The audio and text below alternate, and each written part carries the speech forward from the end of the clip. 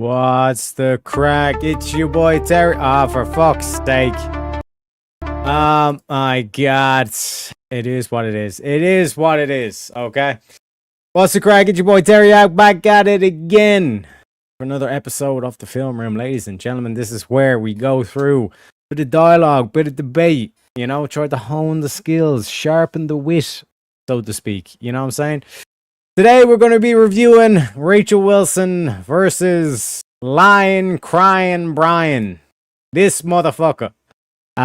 This is quite an impressive one, I'm not going to lie. Because we get to see Brian in the elements, you know? And a very important thing about this is he's not surrounded, he's not in a studio where he's all walled off and he's got his chat there, you know, amping him up and all this kind of shit. Probably a bunch of bots. He's in front of a live audience, which is a huge thing as well, because like even when he's gone against Andrew, he's been in the comfort of his own studio. He's never been exposed. You know what I mean? It's either always been like in a studio, like face to face, or it's been in his own studio and he's just like phoning in, or it's not been on his own show or what have you, kind of thing. But when you have a live audience in front of you, ooh boys, ooh wee. Yeah, because the live audience, they let you know how they feel. And our boy, Lying, Crying, Brian, he it gets to him. You know what I'm saying? And like I said, it's not an easy thing to do in front of a live audience. You know, when the spotlight's on you, that the spotlight does be a little bit bright. You know what I'm saying? But as we'll see when we get into it, Nate's saying, fuck off, Brian Sapiro. This motherfucker. This is the thing, like, if I was in the debate, like, the killer move for me would just be say, take off the hat, Brian. Take off the hat. You know what I mean? Quite simple, really, when you put, like, two and two together, you know, like, he's indoors. He's indoors. Why the fuck is he wearing a hat indoors? It's cause he's a bald ass motherfucker. Just embrace it. You know what I mean? Like, look, Kieran. Kieran has no issue. He embraces the baldness. You know what I mean? Looks quite good with it. You know, especially when he has like a proper beard. But you even see it like the way he's trying to do like the chin strap. That's to hide his double chin as well. You know what I mean? Same way like Andrew dyed his hair. You know? Say it's okay, bro. You don't need to be doing all this extra shit. Just embrace what you look like. And if you don't like what you look like, then try to improve. You know? Don't do the whole like cardiovascular or whatever the fuck his name is, where like you start injecting your shit with all sorts of chemicals and all this kind of shit. You know?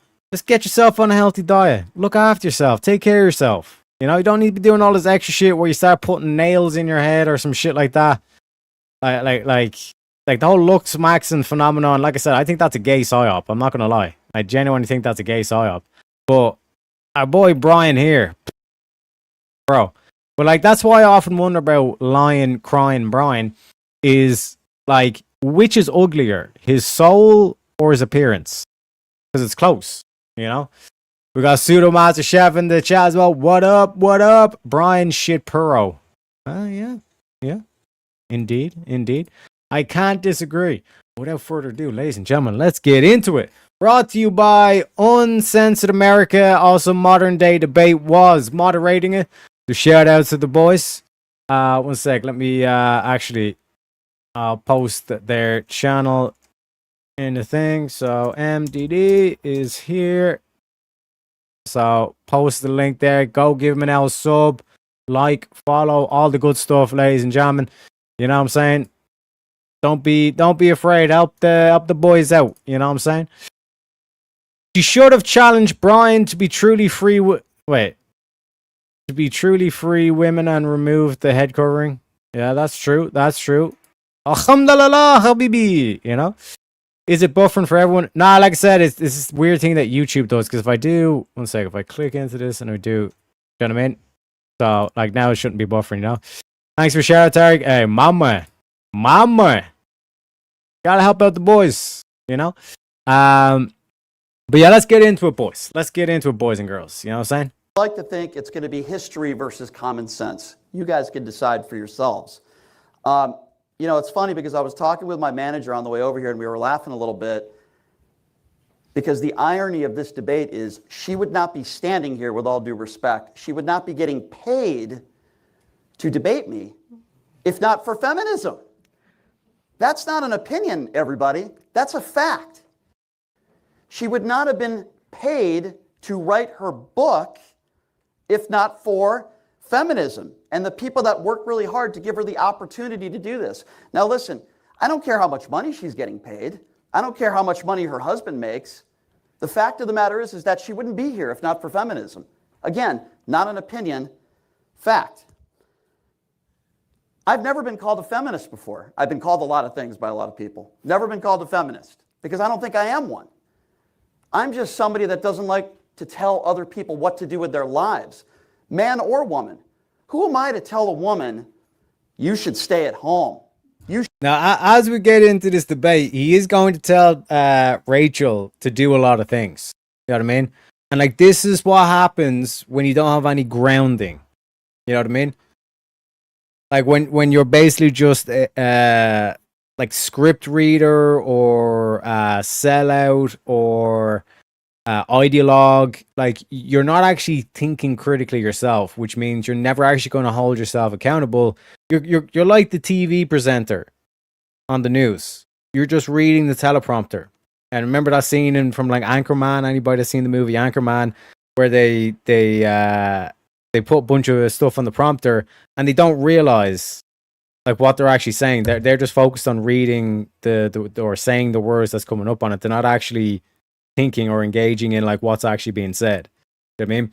Another example of this was Ilhan Omar, World War 11. You know? This is why it's important to critically think. And as we'll see, our boy Lion Crying Brian here, he don't think. He doesn't hold himself accountable. You know? And that's, you know, the whole pride cometh before the fall kind of thing, you know? But already you can see that the neck vein is already starting to bulge. They're already starting to bulge, and Brian like already has a fat neck, so it's pretty impressive that his they're already getting a bit of bulge going on. You know what I'm saying? Must have been my Wi-Fi reset good now. Hey, my man. And also, folks, if you do want to open up the panel, we do need to hit the $50 goal. So it's up to you, ladies and gentlemen. It's up to you. Make sure that everything's in check here. I've got my setup and all this kind of stuff, right? You know. Welcome in, Ivan. Welcome in. We got Dave as well saying it was like Brian huffed a huge line of blow, then read off a script. Exactly, Dave. My thoughts precisely. Because look at that neck bulge already. You shouldn't be in the workplace. You shouldn't have kids after 30. No. I want people to live their lives and do the things that they want to do because life is short. What right do I have, man or woman, to tell you what to do with your life? Now, I'm not really sure, and I'll ask Rachel this question. What does this country look like for her? Does she not want women to work at all? Does she want us to be a third world country like Afghanistan where women are not allowed to work? Now, you're going to hear this word a lot in this debate. No, it's not going to be Donald Trump. But you're going to hear the word hypocrisy a lot. Because Rachel's made decisions in her life because of feminism. Rachel's had the opportunity to get out of relationships because of feminism. It wasn't even that long ago where women were in abusive relationships, but they weren't allowed to get out of those relationships. I don't care about someone's personal life. I don't care how many baby daddies they have. I don't care how many ex-husbands they have. It's not my business. But in this debate, it is my business because she's telling other people how they should live their life.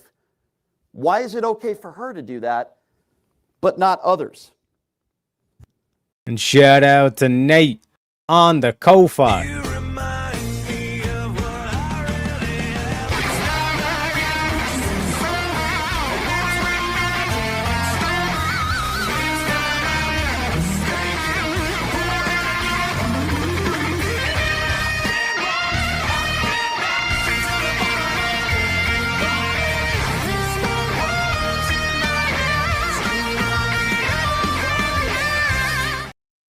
Are we having fun yet? Nate with the $20 on the Ko-Fi. We only need another $30 if we want to open up the panel. Like I said, there's no rush, especially kind of initially on stuff. At least let's get through the debate a bit and all this kind of stuff, you know. Brian is a woman. And we got the easy raid, folks. Let me play the clip.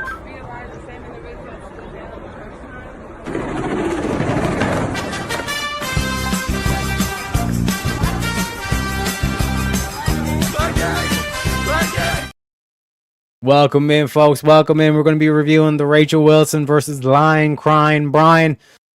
And because Brian is basically a walking contradiction, we got to make sure we keep it logical, because there's going to be a lot of contradictions, and that shit's like infectious. You know what I'm saying? A lot of platitudes, a lot of slogans, but no rationality, no consistency.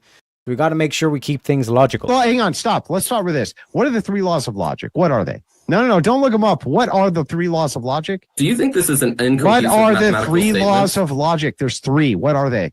I don't fucking know. You don't know the fucking laws of logic, dude. All right. No, all right, dude. I don't know where. You don't even know the 3 laws of logic. This is fucking crazy. You're fucking crazy, do you want to ask? bro. Do you want to ask Speakeasy if he knows? Yeah, it's the law of identity, the law of non-contradiction, and the law of the excluded middle. His name is John C. Anything else, dipshit? Shout out to the one and only Speakeasy, absolute legend. We also got Shante saying, "Huh, gays." Oh, it's that. Hey, gays. Unbelievable. Unbelievable, Shante. We appreciate you, Shante. We also got Ali McFarlane saying, "What the fuck is up? What the fuck?" And we got Dave saying 50,000 or so divorces granted in 1900. Yep. We'll be getting into that. Don't you worry about that, sir. Ali saying beautiful. We also got Fredo saying, "What's the crack?" We got Johnny Dalla with the salute. Salutes to you too, sir. We got Redact saying, "What up, Teriac sub? Appreciate you, Connor." We're getting close to the 2K. Once we get to 2K, we're going to attempt, the keyword attempt, a 24-hour stream, okay? We're going to attempt it because I'm probably going to fall asleep. I'm not going to lie. We appreciate you, Connor. We also got Easy becoming a new member. Shout out to you, sir. Thank you very kindly, Easy. 1 sec, I got the clip as well. That's what I'm talking about. That's why he's the MVP. That's why he's the GOAT. The GOAT. Absolute go. And we got on the PayPals. I don't want to. Okay, Trailer Trash. Let's fucking go. My man with the $30. 1 sec, folks. Let me give you another shredding clip for that one.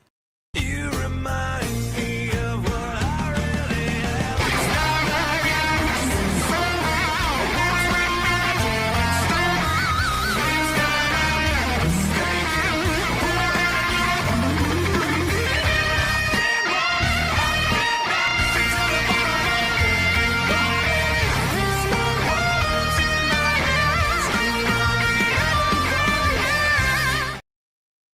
And he's saying, no attempt, you're doing it. Hey, if I can do 50, you can do 24.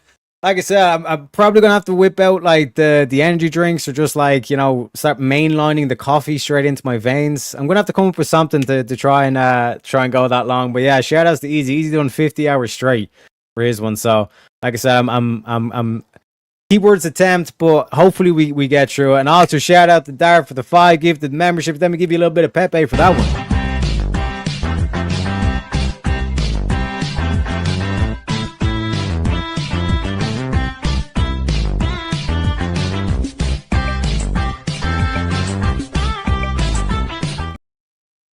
Gotta love Pepe, and you gotta love Dart for the 5 gifted members. Congratulations to Johnny Dalla, to Fredo, my boy Fredo, Master Don Nuts, and Blood Logos. Congratulations. And Jasmina D. Congratulations to yous. Yous have Dart to thank for that one, ladies and gentlemen. 1 sec, we're still catching up on chat. We got salutes from Redact. We got now. Have a great stream, you all. Sub up and make sure Tarek do a 24-hour stream. Exactly. If you want to punish me and to put me through 24 hours, you know what I'm saying? Get the subs going. Appreciate you kindly. Easy as well. Shout outs to you, sir. And we have Bad Gramps.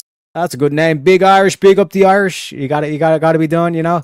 Use 5-hour energy. I don't know, man. The energy drinks. I've been hearing a lot of negative stuff from the energy drinks. You know, so like if I'm gonna do it, I'm probably just be like, you know, constantly just have the espresso, like literally put the espresso machine right beside the stream. You know what I mean? But we'll have a fun day. We'll have a fun day out of it. You know what I mean? We got Darth in chat as well. Welcome in. Johnny Dollar saying, Darth, thanks for the gift of membership. My man. And we got Pseudo on the Ko-Fi as well, sir. One sec. With the $10 saying test, let me give you another little bit of Pepe for that one.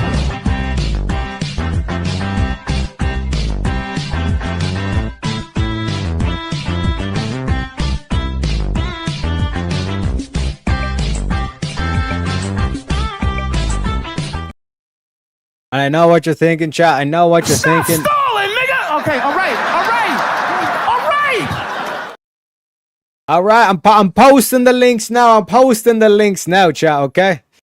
Please be patient. My mom took the Tylenols, you know? I still can't believe I got kicked from stream for making that joke. Like, it's unbelievable. But it goes to show you, like, they're a bunch of haters, the old lefties. You know what I'm saying? The atheists. And we've pinned it. So we have it pinned on the Rumble, we have it pinned on the Twitch, and we have it pinned on the YouTubes as well. So if you want to join the chat, come on down. You know what I'm saying? But again, we are reviewing the clip, so you know, like I said, keep it on the topic of the debate because this shit is hilarious. It is hilarious. Okay, and we got Spartacus as well with the $5. Says Pseudomaster Shout must have figured out how that Home Depot card. My motherfucking man. Let me give you the money clip for that one.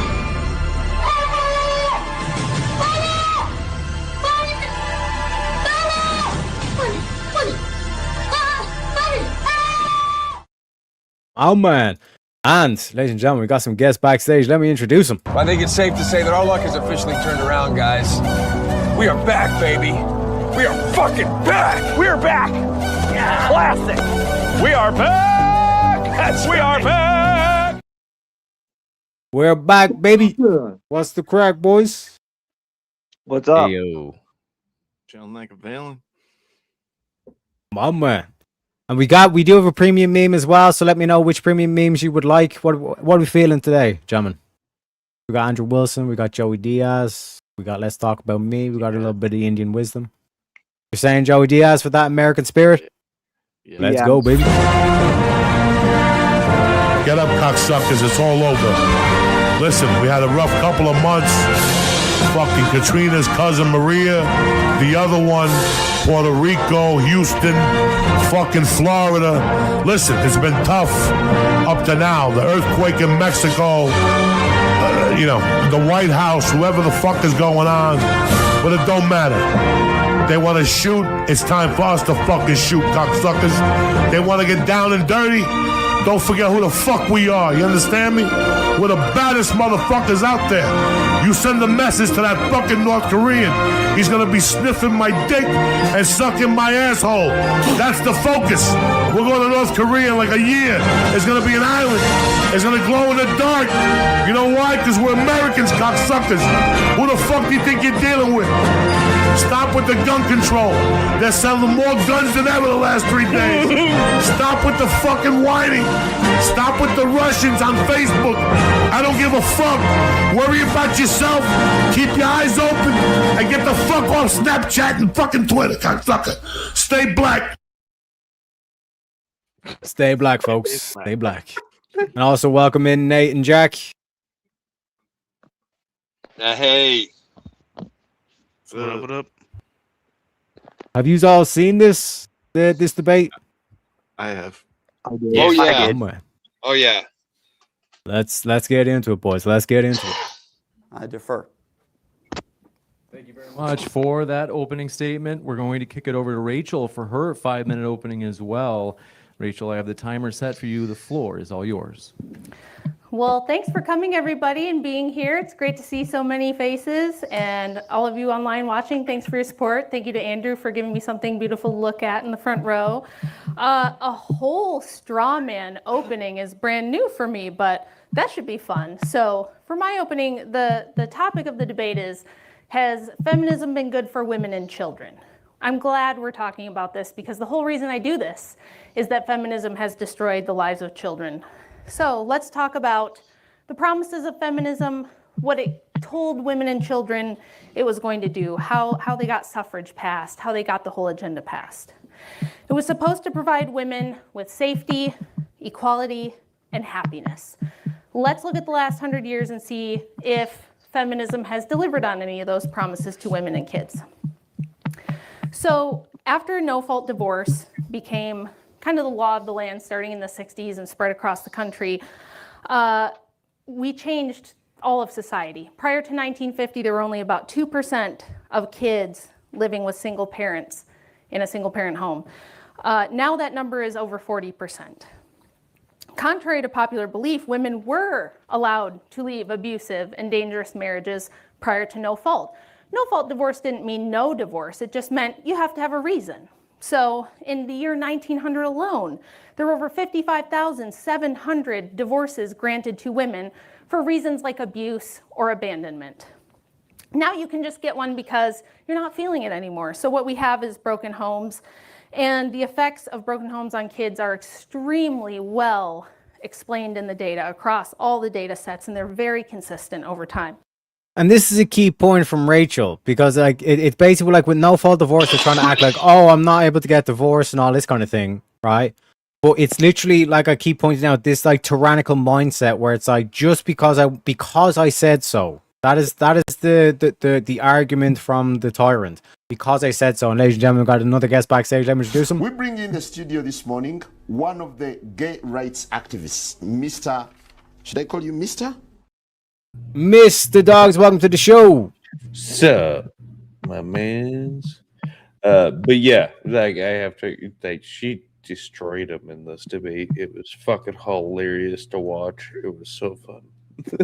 I'm just like, oh my destroyed gosh. himself. And well, he destroyed himself again. That's where I'm gonna go next. Is like, so you okay? Well, should I spoil now or later? This is hell. Well, we're at the beginning, so probably Later. Yeah, later. But the point that Rachel's making here is that it's literally she just laid unreasonable. down. You go ahead, Nate. My lag is horrible. Let me drop down and come back. Yeah, no worries. But the point that like this whole like no fault divorce thing, it's literally like an unreasonable point of view or perspective. Like literally for no reason you can just get divorced. Just separate. Like that's I just don't feel the same anymore. So see you later. Yeah, it's absurdity. It promotes people just getting divorces and over again, and people having 5 husbands because they just didn't feel like it. It gives women the out. It gives women the out. I'm not happy. I don't feel this. I don't feel that. I don't feel fulfilled. Boom. Slap it down the table and it's done, and they're out, and they get a paycheck out of it.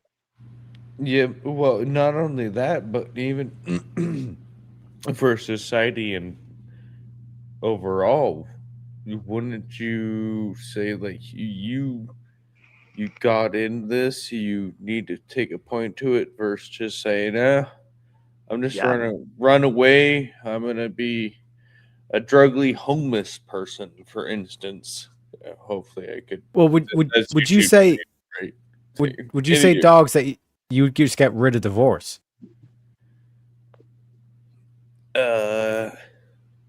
Ooh, you mean overall? Yeah. Like completely? Yeah. I'm not down with that. No. I think there need to be exceptions. If a husband's beating the crap out of his wife, or or beats his kids, you know what I mean? The wife is cheating on him, and then the wife like also like beats the children, or like it can be multiple. There needs to be a little bit, but not just like I just don't feel the same about this person. So see you later. I still think you should have to go through the church. I don't think you should have anything to do with the state. You should still have to go through the church, to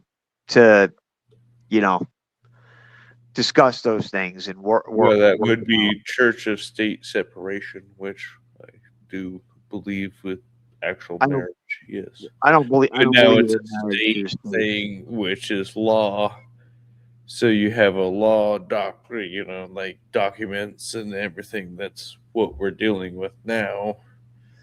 And so, well, like the main thing I'm trying to make is that, like, with no fault divorce, like what I've seen at least is, especially from the likes of Brian and all these like lefties and all this kind of shit, like what they'll try to gaslight is that you want to get rid of all divorce, right? And they'll basically try to make out as like you want to keep the woman like captive exactly trapped in terms of the marriage. But Nate, go ahead. Yeah, so right here in her opening, she completely annihilates everything that he brought up in his opening, which is, taking people's rights away, as well as every argument he even brings up. A little foreshadowing, he only brings up one study and everything else is all emotional appeal and overreaction, and she addresses the emotionality at the very end. She did this just absolutely perfectly. It was textbook. The only mistake she made was not asking him to join the free women and uncover his head. True. And I think, like, to me, the silver bullet to like this debate is just to keep reiterating that no fault divorce is by definition unreasonable. And the reason why that is bad is because that is tyranny. Well, wouldn't also a key point of this debate be like sticking to the prompt? What you mean? I think he's saying that Shapiro straw manned a lot of arguments, a lot of talking points that he had in particular, and then added the ad hominem later, which we haven't got to yet. But he was basically all over the place throughout the whole debate, and actually didn't directly. Trump derangement syndrome shouldn't have anything to do with the debate. Like it's so annoying, but it's funny in a way how he has to keep going Trump's a 34-time convicted felon and and everybody knew he was going to do it. That's not the point, though. It's a formal debate, right? And the prompt was about feminism, and he didn't say a single thing about feminism. Well, I'm giving he just tried to dox her and be a rude fucker, and I watched this whole thing. It was fucking he is such a spur little pain in the things I can't say on YouTube. We'll just say it that way. All right. if I was in Shapiro's circle, I would be embarrassed to know him. Yeah. After this. What the heck, dude? The biggest L, in my opinion, was the end when he tried to, cry when he cried. Oh yeah. So you're comparing losing your grandma or your grandpa to parents losing a child. Like, are you fucking kidding me? I mean, it was his sister, but I mean, still, it's just like, why would you mention that? Like, you've criticized her so much about this shit, and then you're gonna turn on the waterworks? Like, come on, that's disingenuous as He's shit. supposed to be a feminist, and he brings up, you have 3 baby daddies? How many baby daddies do you have? Yeah, nothing he said had anything to do with feminism.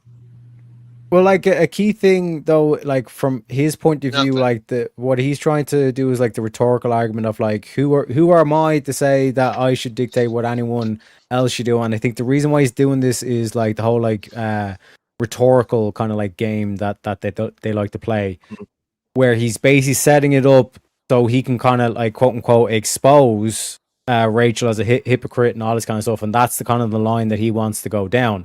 But that's basically the ad hominem fallacy. You know what I mean? Or the hypocrite fallacy as well, which is basically just like a strain from the ad hominem, where it's like Rachel, literally, it could be anybody making this argument, and the argument itself would still stand on its own merit. Like Rachel's pointing out like the no fault divorce, which is what like that's a feminist position, that they want no fault divorce and like pro-abortion, all this kind of stuff.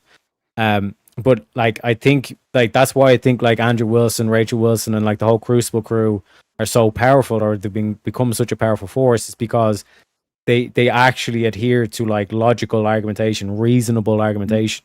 You know what I mean? That's what I think a huge, massive thing of this is.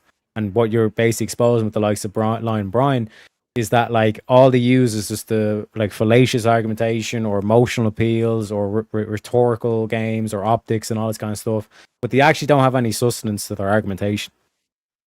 Well, it appeals to emotion. Yeah, my journey. My journey told me. No, I'm sorry. I'm being a smartass. My bad. Keep going.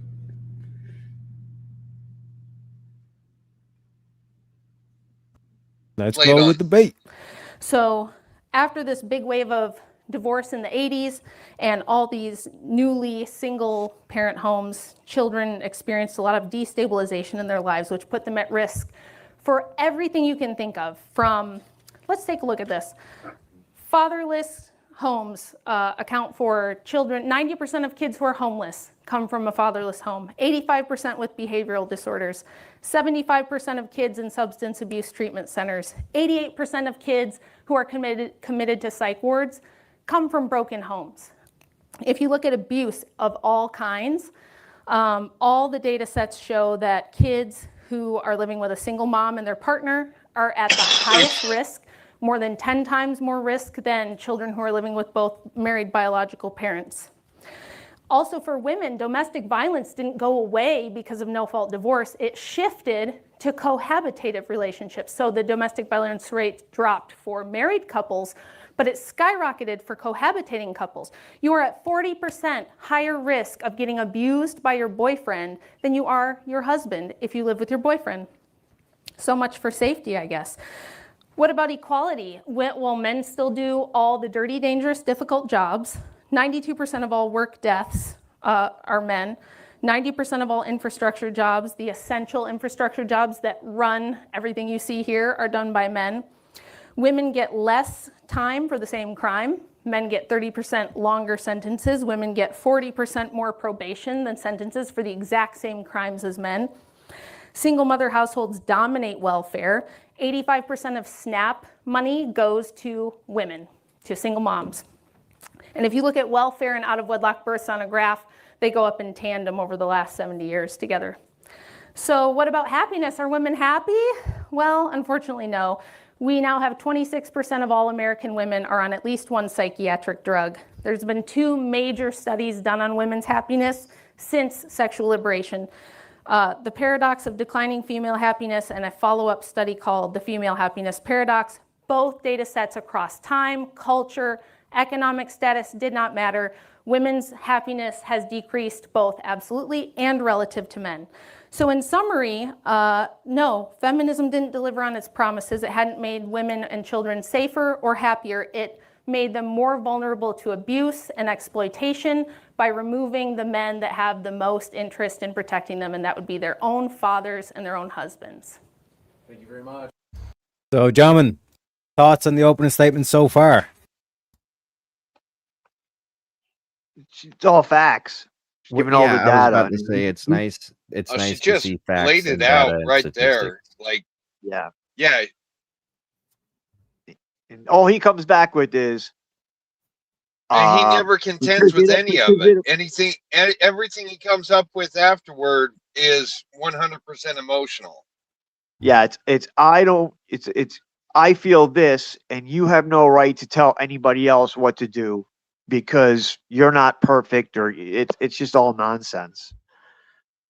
It's not even related. It's not related to feminism in any way. No, this whole debate on Shapiro's end was just him wanting to personally attack Rachel and her family. Yeah, it's totally uncalled for, and it's sad to see. Yeah, and he bashes her in DMs, and then it's like, oh, I wanted to shake your hand. It's like, fuck you. I'm gonna shake your hand. Like all the shit he did, like challenging Andrew. If I see you in the parking lot, I'm gonna kick your ass and all this dumb shit. Get the fuck out of here. Since we're talking about the future of this, Did you notice also that he admitted, because in previous interactions, he claimed that his account was hacked, and that's where the initial DMs came from, and that he was like, no, you DM me first. And then at the end, like, he was like, I fucking lied. Yeah. He fucking totally said that. He's a piece of shit. Like, Because truth isn't a left-wing value. Truth isn't a left-wing value. That's what it comes down to. It's all about what, in their mind, what the end. Oh, if the end justifies the means, and lying is all part of it. They don't care. Truth means nothing to them. It was mind blowing. So does anyone want to take a shot at Steelman in both the opening statements? How do you Steelman Shapiro's? I think I already did. I think I already did. Pretty sure he's Yeah. just retard. So I Give don't it a care. shot again. Like it's. Wait. Nate's saying he wants to have a go because again, this is why we do the film room so we can improve our own debating skills. So Nate, go ahead. For sure.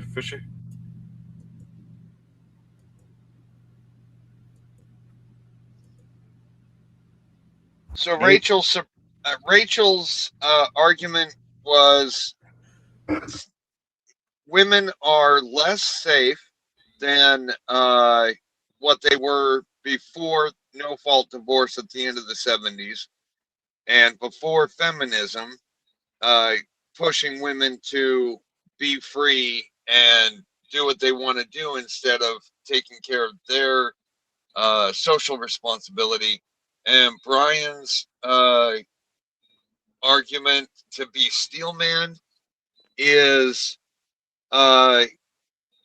Trump bad and men are nasty. Okay. Anyone else? Yeah. I mean, I'll try and Steelman like Brian's position. It's he's trying to say that Rachel's giving advice that she didn't follow, and it's incorrect.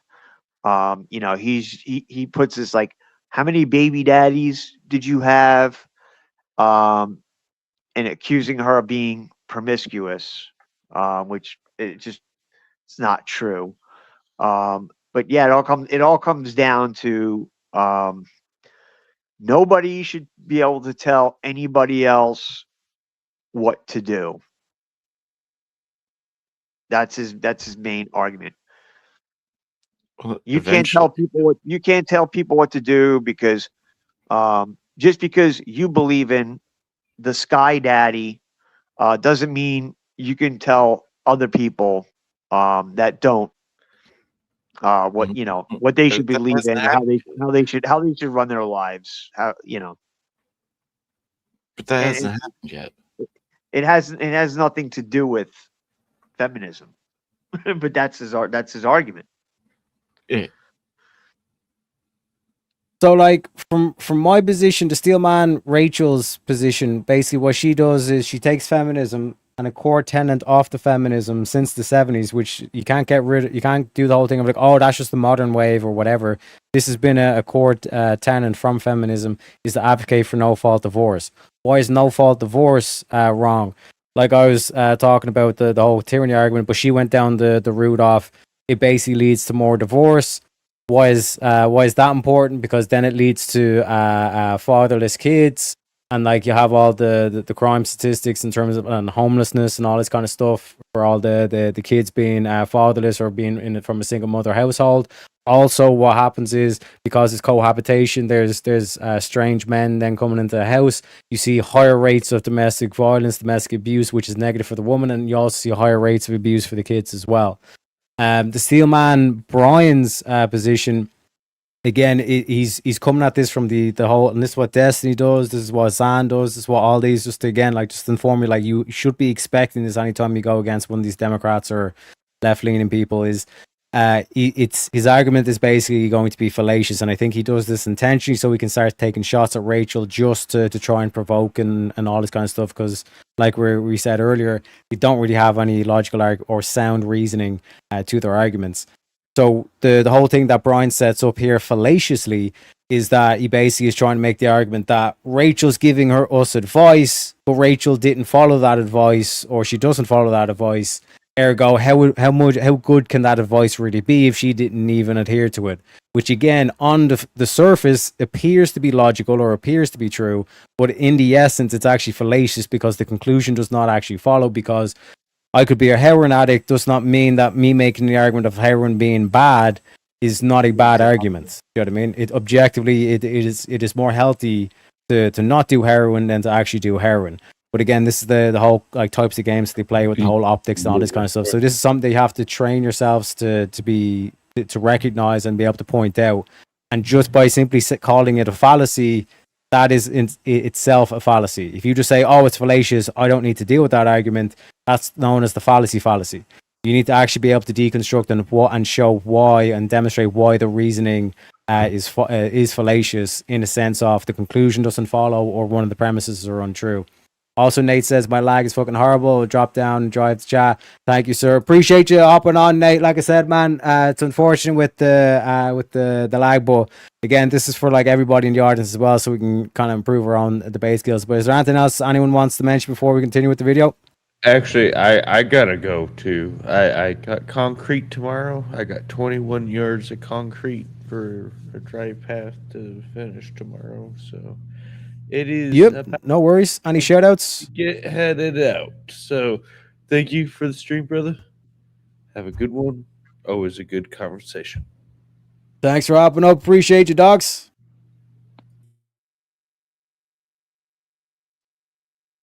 For that 5-minute opening as well. We will jump into the rebuttals. These are 5 minutes as well. Brian, I've got the timer set for you. The floor is all yours. The word would be hypocrisy. Rachel just talked about abuse, divorce. I want to be very clear with what I'm about to say. It is normally not my business to talk about how many children you have, how many ex-husbands you have. But when you have somebody to my left who wants to tell other women how to live their lives, I'm going to bring this up, and I'm going to bring up some studies. Now, Rachel has 3 baby daddies. Why is that important? Well, Guzzo and Firstberg study says that if you do have multiple baby daddies, the family has higher stress, more likely to have more mental health issues, the things that you claim that you care so much about. I do as well. The Doria study, lower income and families most likely in children have a lower education rate. The Rutgers study, you just talked about physical violence. The Rutgers study, which, by the way, these studies have just come out in the last couple of years. You could look it up if you would like on your phone. By the way, you want to go back to 50 years or 100 years ago, then why do you use a cell phone? I'm just curious. Why do you use a cell phone? You can laugh, but if you want to go back to the way things were 50 or 100 years ago, we were a slavery nation. Are we still a slavery nation now? Do you want to go back to slavery? Should black people be allowed to vote? I'd love you to answer those questions. But anyway, going back to that Rutgers study, if you have multiple baby daddies, there's a much higher rate, in fact, a 24% higher risk of physical violence and sex abuse. A Halpern study, among other studies, you're likely to be below the poverty line if you have multiple baby daddies. Now, you might tell me right now, and I would believe you, if you said, I got through it, my kids grew up to be great people, and I would say, I'm happy for you. I think that's great. But why is it okay for you, but not okay for them? Why is it okay for you to say, well, you know what, I made some, maybe you won't say it was a mistake. I don't know. I'll ask you. But why would it be okay for you, hypothetically, to say, I made some mistakes, but, you know, everything turned out okay. My kids turned out okay. Why can't other women use those same excuses if they have kids after 30 or if they want their own career? If you want to be a stay-at-home mom with kids, I think that's great. Go ahead and do that. But if you want to be out there in the workforce and be a doctor or a lawyer, you should be allowed to do that too. And Bible thumpers shouldn't be telling you what you should or shouldn't do. That's exactly what you do, Rachel. So I'd like you to explain to this audience right now why it's okay for you to have 3 baby daddies, why it's okay for you to take those risks in those studies that I just mentioned for your kids, but why is it not okay for everybody else? Gentlemen, thoughts? There's a glaring issue with what Brian just done, and I want to know your thoughts. He went ad hom. He didn't even address the prompt. It has nothing to do with feminism. He's just pissed. Yeah, he literally went what Rachel's just about to say in a second is, yeah, but what about you? He's creating a straw man by saying that, well, you don't even follow your own advice, which is not how you debate. You're not debating from a personal level on this kind of topic. You're purely speaking of the general public and how things should operate. You can't make personal attacks in a debate. It never works. Not to mention how many. I mean, I've seen the whole thing, but like, how many times does he even say the word feminism, which is in the prompt? That's Yeah, but here's the thing: just to dismiss like this whole thing, it's like rhetoric can work, like sophistry works in terms of convincing the masses. It's like I keep talking about, like there's a significant amount of retards. We've got a retard problem, all this kind of shit. Like the whole optics game works. But there's something even more retarded what Brian just done, and I want to see if anybody noticed what he just done.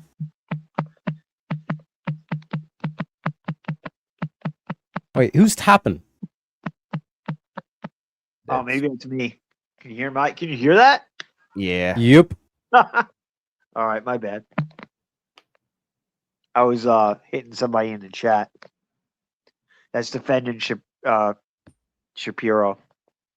Yeah, so no worries. Just mute up if you're typing, basically, Yeah, because I think it's like because we can hear the keyboard or that thing. I didn't realize you could hear it. Yeah, no worries, no worries. The glaring thing that Brian just done is, if you notice that, like, he just basically confirmed that having multiple baby daddies leads to higher abuse. So why would you then want no fault divorce? I was thinking it was something like body language wise.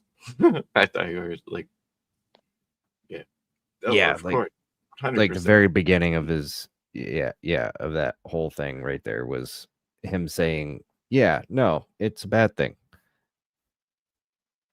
Yeah, so the no fault divorce is now a bad thing because he's just backed up what Rachel was saying in terms of, like, if you have no fault divorce, you got a higher chance of matching with an abuser. Oh yeah, You know what I mean? He contradicted himself. Yep. Yeah, he's basically just agreed with Rachel, and like I said, like his quote unquote studies confirm what Rachel's saying, which means Rachel's actually speaking the truth. Ain't that a bitch, gentlemen? Ain't that a bitch? But let's see how Rachel handles it. Switch over to Rachel for her 5-minute rebuttal.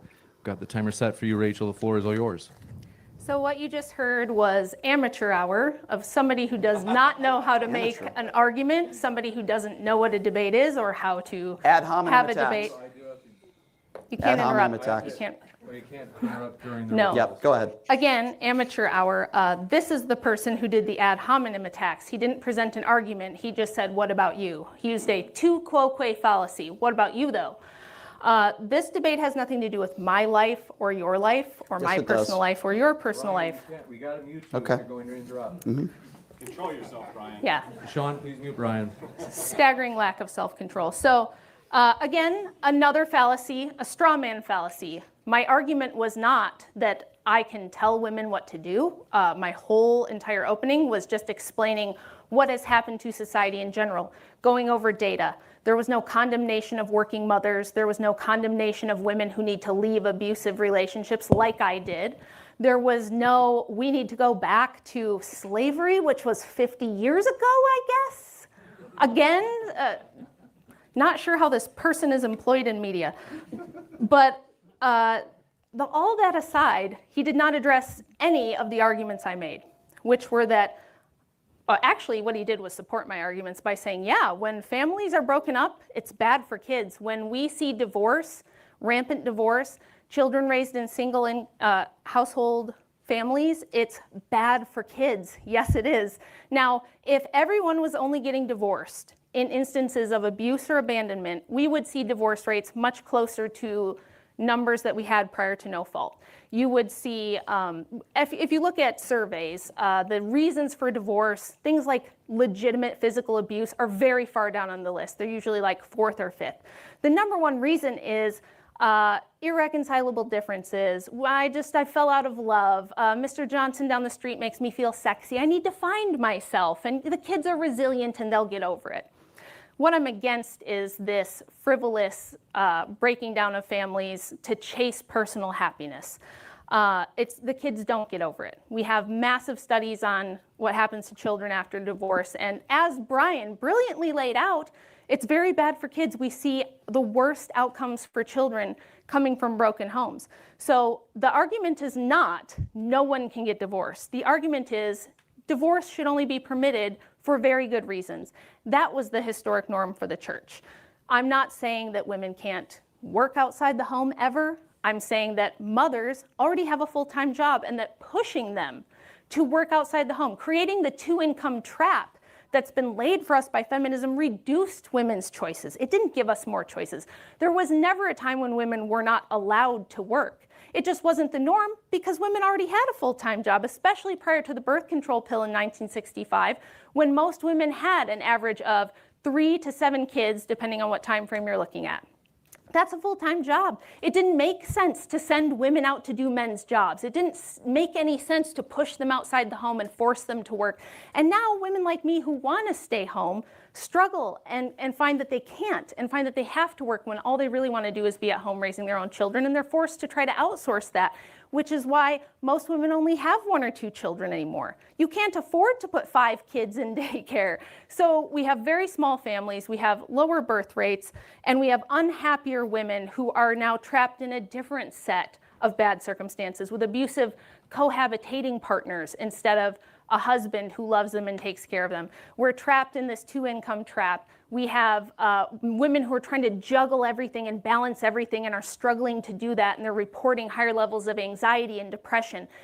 I'm not here to condemn women. Brian's here to condemn me personally, apparently, which is the actual ad hom argument. If he had an actual argument rather than just pointing at me, that would be fine. But if all he's here to do is say, well, but you got divorced because you were in an abusive marriage, that's actually not an argument. It supports my argument that you should be able to get out of abusive marriages, and you were. You were actually able to get out of abusive marriages prior to no fault. No fault means you don't need a reason, and the other party does not have to agree. And that's where I think that we went wrong. Perfection from Rachel. But before I ask you guys' opinion, we have a comment from Ali saying, drawing attention to hypocrisy is valid. No, it is not a valid argumentation. Valid argumentation means the conclusion necessarily follows. So, for example, if the debate prompt was heroin is good, and I was arguing that heroin was bad, right? And my opponent says, and I'd previously done heroin, but then I got off it, and then I made something better with my life. And my opponent pointed out, yeah, but you done heroin, and look where you are now. That is not a valid argument because the conclusion does not necessarily follow, because it's because I got off the heroin that I'm in a good place now, not because I previously used the heroin. This is why logical fallacies, like I said, on the surface appears though they work, but they don't. But gentlemen, your thoughts to Rachel's rebuttal? I was just saying he couldn't seem to shut up there when he was supposed to. This is a professional debate. I'm sure, they reminded him in the beginning, and I'm sure they told him before. So I don't understand why he can't just remain quiet. Yeah, he can't remain quiet because that's just what he does. He's the product of feminism is what he is. She pointed that out a couple times later on in this debate.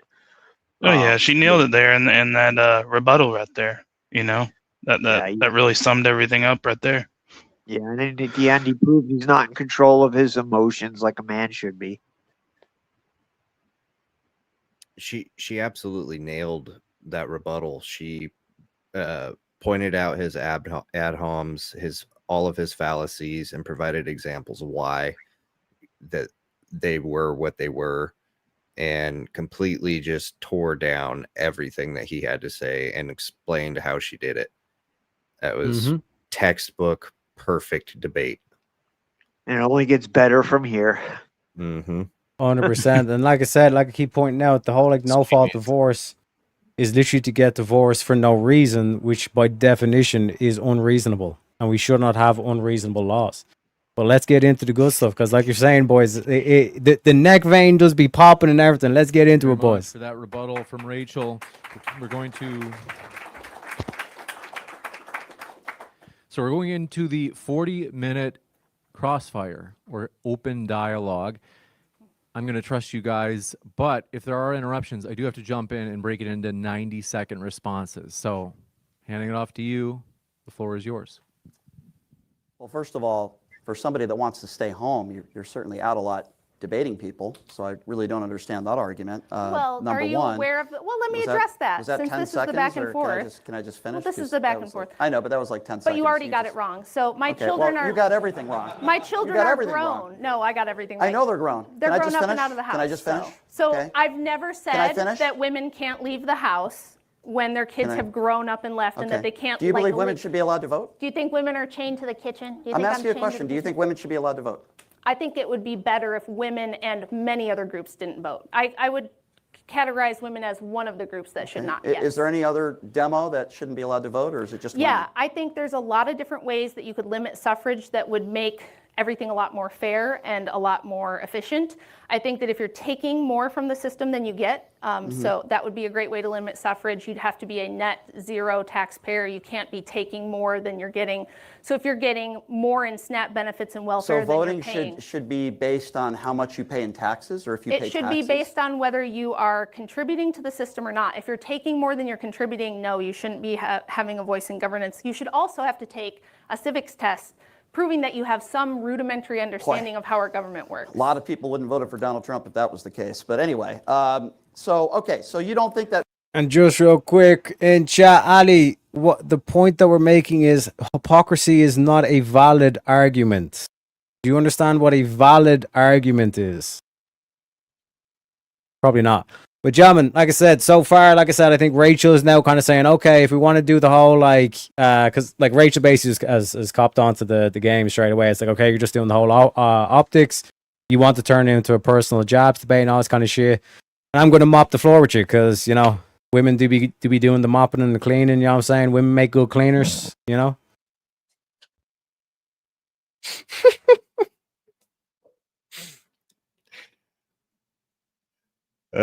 No comment on that one. women should be allowed to vote? You don't think women should be allowed to vote? Yeah, at least if they're. Would you like me to explain why? No, do you know why the birth rate is so low? No, he doesn't want me to explain why. I will anyway. I find it interesting that you want to take away one of the most fundamental rights of a woman, which is being able to vote. By the way, women are, I think you're aware, bringing children into this world. Not enough. Well, yeah. Why? Why is that? What's the number one reason why women aren't bringing children in? Do you want to know like the actual correlate? No, I want to know the declining? polls of the last 2 years, and women have asked, because I have the studies right in front of me right here. What is the number one reason, Rachel, why women aren't bringing kids into this world in the last 2 years? Do you know the reason for I that? can tell you what the actual data says. The data says that the number one correlate to declining birth rates around the world in every culture, regardless of income or religion, is women's access to higher education and pushing them into Not the true. workforce. So according to the Johns Yes, it Hopkins is School of Public Health, which have been polled for the last 2 years, they've done it 8 times. The Johns Hopkins School of Public Health, I'll take their word over yours. They say the number one reason why women don't want to bring children into the world is something called the economy, Rachel. Now let's talk a little bit about the economy real quick. Hold on. Let's talk a little bit about that. Let's talk a little bit about. Gentlemen, issue with the argument here. 8 times? 8 times? Based on what research? She's got all the studies, right? Like A two-year study. 2-year study, man. That's huge. That's a huge data set right there. I mean, 2 years. You know. Well, would we also agree that just simply asking for someone's opinion doesn't necessarily denote truth? For sure. Yeah, he wasn't asking for facts or statistics. He was asking for an opinion. Has he even mentioned feminism one time yet? I don't think so. Not No, directly. like the main, you don't have to. It's like the whole thing of like it's like what you're saying, Darth, is like the exact word fallacy. Like nowhere in the Bible does it say to read the Bible. You know what I mean? But in terms of like the argument he's trying to put forward is basically like Rachel benefited from feminism, but actually no, she didn't benefit from feminism. Like before feminism, you could still get divorced so long as you had a reason. He's still technically like on the topic, but he's just it's everything he says is just a fallacy. It's and there's no argument. It's all on Adam. Just a personal attack. I want to try and like, rhetorically quote unquote destroy you. Which failed. It completely backfires. Oh, 100%. Like by the end of it, I was like, "What the fuck did I just watch?" I don't think there's going to be a round two. I don't think there's going to be a rematch. I'd love to. I wouldn't put it past Shapiro to be dumb enough to do it. Oh, bro, he's completely captured by the cloud. But this was Darth when he was watching it. What? What? Are you fucking kidding me? That's your argument? 100% was. And I was watching it by myself, waiting for a trailer to get home, and be like, "What the fuck is this?" What the fuck? Who And then the we fuck watched it is that again. guy? And then we watched it again with me watching it for the first time, and then that was me. Yeah, this will be my third time listening to this debate, watching it. Same. There's a Bellissimo. part that can be skipped. The middle gets a little. 100%, boys. About that, Rachel. Okay. Why are people losing their medical coverage? Why are people losing their food stamps? Is it because they're just lazy and they don't want to work? Okay, You see, because we're doing another straw man argument it's a straw because man. yes, because Everything's a straw man argument. I'll explain how you're wrong. Yeah, I'll explain why you're wrong. The only people who do have replacement birth rates are the poorest people. So if it was economics, we wouldn't see that the only people having children would be the poorest among us. And historically, everybody has had children during times of So it's because of much poor worse people. poverty. You're saying the reason why is because poor people can't bring people into the world. No, I'm saying listen very carefully and try to I'm understand. listening. I'm listening. The poor people are the ones having the babies. So the people who have the So- resources are opting out because they think their job is more important, because they want to take vacations, So- because they want to pay for a second So vehicle when the people and a that bigger aren't mortgage. poor are polled and they're saying that the reason why they're not having kids is because of the economy. It's Are they because they are lying? prioritizing a higher material standard of living, yes. So what has changed then in the last? Materialism. So Atheism what and is- materialism. Okay, so you think it's atheism? It's You think it's atheism and because they don't materialism. believe in God, and It's that's the because reason why they're they're not having children? prioritizing having stuff Right. and having a career over So, having so a what should we family. do about that? What do you think? Do you think taking away health care and I think what we food should stamps do about is the that, right I'll thing tell to you do? what we should do about it is what I'm doing right now, what Andrew does all the time, which is explain why atheism is retarded and why you shouldn't hold to secular materialist worldviews that have no grounding, that have no fundamental basis for morality, and lead you into deaths of no, not the despair, R and lead you word. into an All right. antinatalist position where you won't even right. you won't even reproduce You know yourself. what? I think you saying that makes you retarded. So first of all, to use that Oh, word, so now he can and to say call, it no, it's too? not cool for her to use that word. It's not cool, man. It's not cool. Then Brian goes ahead and then calls her retard in return, and now he's going to grandstand and say we shouldn't use that word. Can't Well, make what's the Gentlemen, your thoughts. timestamp now? Isn't this like 20 minutes in, and all of a sudden he's butthurt because she said one thing calling him a retard? After she did, like, I think after she he laid. did I the think Call it was him, a she trap. didn't even call him retarded. She said atheism Yeah. was retarded. Yes. He took Yeah. that as a personal attack. I think she knew what she was doing. I think she did that on purpose. I think that was a trap. And it was Oh, genius. absolutely it was. Absolutely it She was. knew it But trigger 'em. but Rachel's know- playing 4D chess and Shapiro's playing checkers with 4 of them. He's playing You know, the Othello. only- You know, the only people offended by the word retard are the people that aren't actually mentally disabled. It's the ones that are too stupid to know that it's specifically referring to them. Yeah, and there's uses of the word, you know, as a car guy and built engines. I've done full frame off restorations and done everything there is to do with cars, you know.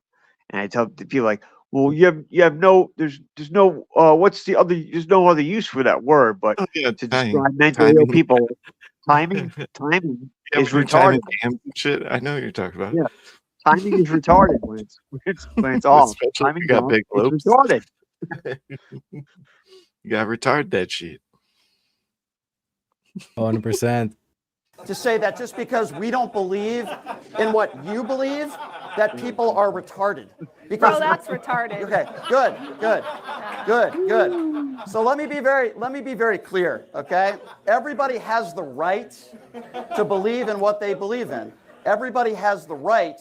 You can be a Christian, you can be an atheist, to call people retarded because they don't believe in the religion that you believe in, or they don't believe in God, is so beyond absurd and bigoted in nature. It's ridiculous. Is that what you're saying? It's ridiculous. No, I think you are. So what I was going to say, do you have an argument? what I was going to say, just be quiet. Make Andrew a sandwich and be quiet. So that's pretty misogynist. What's the key mistake he's just made here? Remember his whole opening statements? Yeah. What right have I to tell women what to do with and all this kind of shit? And what do you just do? Go make your husband a sandwich. Told a woman to go what to do. Ain't that a bitch? Ain't that a bitch, gentlemen? 20 million. In his eyes, she's not a woman, though. I think that's where he fucks up. He just sees her as an enemy. Mm-hmm. This is the whole friend-enemy distinction that, like, Marxism popularized, I think. Yeah, he's retarded. Just to say retarded. But no, like bear in mind, like Rachel throughout the whole exchange, not once did she call him a retard or say that he's retarded. She said atheism was retarded, and then she said that's retarded. So she's constantly pointing to the ideology as retarded, not that Brian himself was retarded. But then Brian himself specifically called Rachel retarded, which means again, if hypocrisy is a if hypocrisy is a valid argument, which it's not, Brian shoot himself epically, shooting himself in the foot here. Yep. Oh, it gets worse. Andrew, do you have a cigarette? Because I need one right now. Yeah, listen. right Listen. I know it's got to be everybody. embarrassing Hold on. getting your butt Be whipped quiet by for a a second. housewife. Yeah, you're kicking my butt, Rachel. Calling everybody retarded because they don't think like you is a wonderful argument to make. So, 20 million people in this country have lost their health care because of what is in the big and beautiful bill.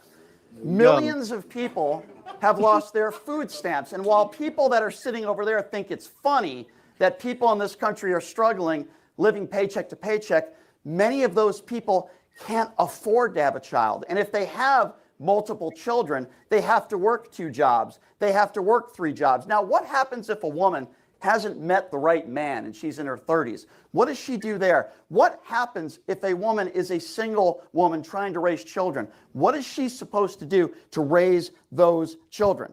You know, the people who you support are against unemployment benefits, they're against maternity leave, and they're basically against every government program that would help that mother raise that child. These are the people that you support. So while you can call people retarded for simply not agreeing with your religious beliefs, you're mocking me for making arguments, and yet you want to insult everybody that disagrees with you. Let me be very clear. I support, hold on, 10 seconds. At some 10 point, seconds. I have to be able to at some point you will. Finish the sandwich. So the point that I was trying to make was, I want everybody to believe in what you want to believe in.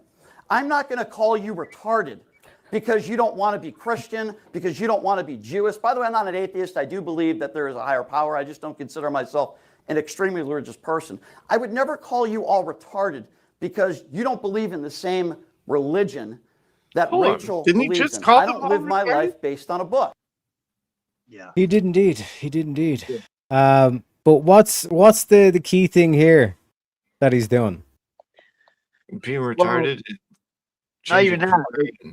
He's talking about, well, what if all these single mothers supposed to do? It's like, well, what I say they should have done was not have sex, or not had sex in the first place. Nobody's forcing them. Nobody's forcing anybody to have sex, and that goes for men and women. I actually think it's a little more basic than that. I think he's getting angry. Oh, he's always angry. Like specifically what he done was called the red herring fallacy. So again, like this whole thing of like the people you associate with the big beautiful bill, which is again like the whole Donald Trump thing and all that stuff, they think this and all this kind of stuff, which again it's a red herring in terms of like that. This is another fallacy. Like why that, like that's completely unrelated to the actual prompt. You know what I mean? Yeah, it's nothing to like do it with is feminism. nothing got to do with the feminism. Exactly. You know what I mean? So in terms of like the like pointing out is like this, you can literally like literally as we're doing now, like break down all of their arguments and just be like, here's a fallacy, here's another fallacy, here's another fallacy. They're literally walking fallacies. They're fallacies machines. You know what I mean? But note that like this dude's a radio show host and he has like an audience and all this kind of shit. Like people actually listen to this stuff and they go, yeah, like that's a really great point, Brian. All this kind of shit. Like we're seeing from, what was it, Faye? Wait, who was the cunt in chat? Ali, you know? Ali. Like, people actually believe this shit. They eat this shit up. That's why I keep pointing out like sophistry and rhetorical argumentation, all this kind of stuff. Even if it's fallacious, it can still work. You know, there's a lot of retards out there. You know? Yeah. Retard supremacy. That's what we're fighting against. Yep. Thanks to I Jack. like how he keeps continually calling her retarded. Her specifically. Told her to go make a sandwich, and yet Rachel has not once made a personal attack. Nope. Correct. And this is the importance of like, for example, like I wouldn't say I'm anti-Muslim. I'd say I'm anti-Islam. You know what I mean? Mm-hmm. Like I think we should wipe. I don't think we should wipe out atheists off the face of the planet, but we should wipe out atheism off the face of the planet. You know what I mean? Attack the idea, not the person. Show me your penis, Rob. Yeah, that's another meme. Like Rob, like I do have to admit, like Rob Noor is why we love Rob. That's why we love Rob. Like Rob he's been pumping out the memes about Brian. So shout out to Rob Noor. You can. I choose not to. That doesn't make me retarded. It doesn't make you retarded. I know a lot of very intelligent people that do not believe in God. It doesn't mean they're bad people. It doesn't mean they're retarded. That is not an argument, Rachel. You're insulting millions and millions of people in this country that don't believe in what you believe in. Go ahead, Miss Retard. Go ahead. So that was yet another straw man ad hom, not an argument, because, and I'll explain why. You know how long the birth rate has been below replacement levels? Any idea? I'm sorry, are you asking me a question? Yes. What was the question? How long have birth rates been below replacement I'm levels? going by the last 2 years, according to the John Hopkins School of Public Answer Health. my question. How long have the birth rates been below replacement? The data I have are the last 2 years. Okay, he doesn't know, so I'll tell you. So tell me. It's been for about 50 years. Okay. So was Trump to blame for the birth rate being below replacement in the 1980s? I didn't say that. Okay, what caused it then? During the prosperity of the early 90s, when we had one of the best economies we've had, I'll respond. why was the birth rate below replacement then? Sure. So I'll answer that, but I'll start by saying this. Sure. I don't know what's so funny. I have the study for the last 2 years. Now, I didn't bring up the study for why the birth rate was lower 50 years ago. And the reason why I didn't is in my opening monologue, what I told everybody is that I care about what's going on in this country. But I disproved your point. Now.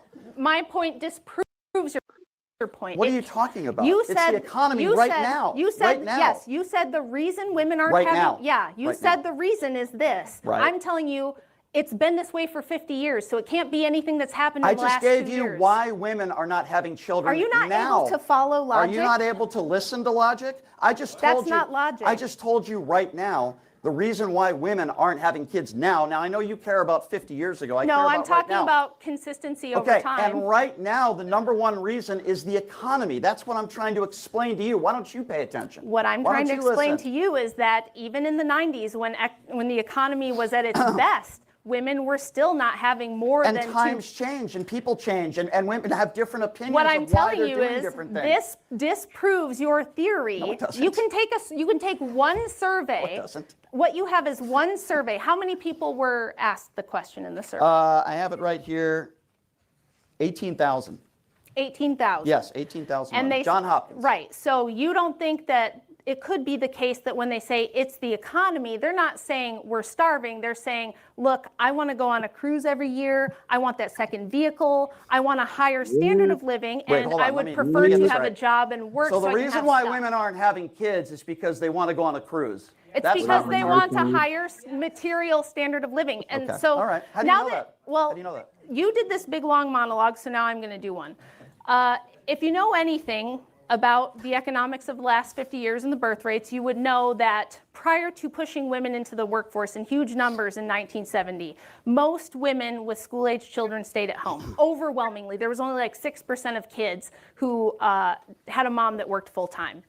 During that time, the economy fundamentally changed into a two-income economy where rather than just having the basics, where a janitor who's a father of 5 can support all those kids on one income, and they can have a house in a nice neighborhood, they can have a car, they can afford groceries, and they can even afford to retire. Imagine such a thing, like the baby boomers did. When we pushed women into the economy in huge numbers, it did a couple of things. The first is it created that two-income trap, where now you don't have a family wage, you have an individual wage. And on top of that, we changed from being more of a productive economy to what my friend Aaron Clary calls a she economy. And this is more of a service-based, consumer-based, debt-based economy, where everybody is buying more than they can afford, they are financing everything, they are living well above their means, and it takes two incomes to keep this up. And this happened because we gave women a ton of free college. It wasn't really free. They had to pay it back. Women are now the majority debt holders. They have the most degrees, but they also go into life with an average of $50,000 in debt. Are you against so student yes, debt forgiveness? I'm not done yet. Oh. So yes, when you have a young woman who spends all of her formative years going to school, she doesn't graduate college till she's at least 22, maybe later. She's got $50,000 in debt starting out, and she has to start a career. Of course she's going to say, I can't have a baby. I just started in life with debt and a career that I have to build. Otherwise, all this college I went to is for nothing. That's why I chose not to do it, because I wanted to have a family, and I thought it doesn't make sense for me to do things this way. Yep. And a lot of women want to do that and feel the social pressure that they cannot make that choice because everyone around them goes, you've got to have your own money. You can't depend on a man. That's scary. He'll abuse you and you'll have to leave and it's going to be awful. And we don't fearmonger women about, let's say a woman wants to be a dentist and we say, well, what happens if you get arthritis? What if you hurt your hand or lose your fingers in an accident? You can't rely on being a dentist. What if something happens? All right, let me jump in here. So Let me- it's not that, just to summarize, it's not that women are too poor. It's not that people are too poor. We still have a much higher standard of living than we've ever had historically. It's not that we can't afford children. It's that we fundamentally transformed the economics of the country and people have different material standards that they want instead that they prioritize over family. Okay, so I just repeat. Thoughts? He just said Thoughts, Shaman? it's not Oh, that fuck. women. Thoughts, Shaman? My first thoughts are I'd like to see, and I'm pretty sure I could guess correctly what the birth rates were in the United States during the Great Depression. I guarantee that they were higher than they were now. Yeah, So, like basically, which shoots Go down ahead. his argument that women aren't having children because, quote, the economy is bad. I think she nailed Oh, it. oh yeah, okay, my bad. Yeah, I think she nailed it when she said it's because people are prioritizing material things. Like the amount of money they spend on. I gotta get the newest iPhone, or I want this anti-wrinkle cream. I want this makeup and all this bullshit that they don't need. Going out to dinner, I could come up with a million million examples. And it's not just like just women. It's there are a lot of secular couples where it's the men and women, they prioritize what they want to do versus procreating and having a family. I believe that's correct. Now, back in during the Great Depression, there was a major influx of people choosing not to get married and or have children during that time, and that was mainly caused by panic. I mean, you have to look at all of the circumstances surrounding all of that, right? Oh, was there? I was just I was curious. Okay. Yeah. Back then, there. I mean, there was a lot more going You know on. what I mean? Like times were really bad then. Oh yeah, for sure. But that was but that was more induced by like panic of a lot more major things going on in the world than there are now. Now, I would absolutely agree with Rachel. She does have a good point with that. Is that social media, general society, right, which is a major part of that right now, is fed by social media. I mean, we're currently on it right now. And societal norms, and also, people are choosing material things. But I think the bigger part of her argument there is that bitches want to be boss babes. Yeah, is that well, want or Well, and they're need, trying to make want her or out need, to right? be Because she said it too, Darth, was the two income trap. People Well, are they couple the encouraged workforce. to It's World War women are II. encouraged to join the workforce. And how do they join the workforce? And to become how do you- successful in it, not just have a job, right? They want a career, just like like everybody else would, right? I mean, it makes sense to have a career versus a job. Yeah, but it was beneficial to the corporations, right? Yeah, To what he's double saying is work- Oh, sure, yeah, confirm create that. more wage slaves, and then everybody has to work, and then it creates people having to outsource their childcare and outsource a lot more schooling and stuff like that. And so now their kids aren't getting raised by the parents and promoting, God or promoting any good ethical moral values. And now they can say, oh, well, now you have to join the system, and good luck, surviving in life without it. It's just a big circle trap that they've got people caught up in now. They've created it where you cannot possibly, and they make it seem that way, where you cannot possibly survive in this world without joining the two income household. Did you see that post in the chat? I don't know, because I'm curious. I never looked into it, but somebody's saying Great Depression, about 2.1 to 2.3 children per woman. Today, 1.6 or lower in recent years. That's just what so someone it's said. it's done based on That's across the board. Poor people procreate. I mean, they don't have access. I mean, according to media. Well, I mean, times are tougher back then, so I wouldn't be surprised if it were lower. But I know people that didn't have kids because they want to buy jet skis, they want to buy a boat. Yeah, they don't want to. Are those the only reasons to not? No, I don't want to be irresponsible. Well, yeah, but to be honest with you, I think it's more about me, and what I want to do.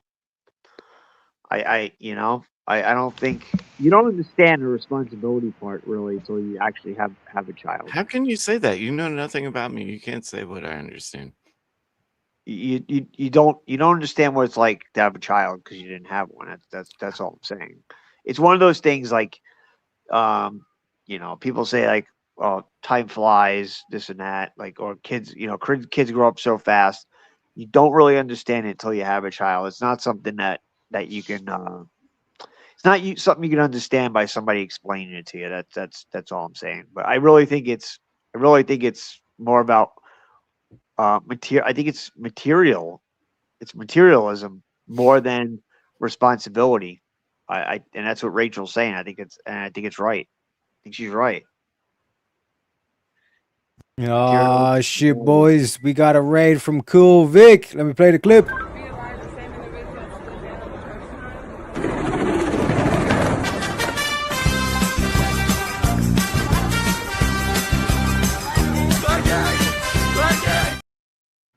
Shout out to Cool Vic. Appreciate you very kindly for the raid.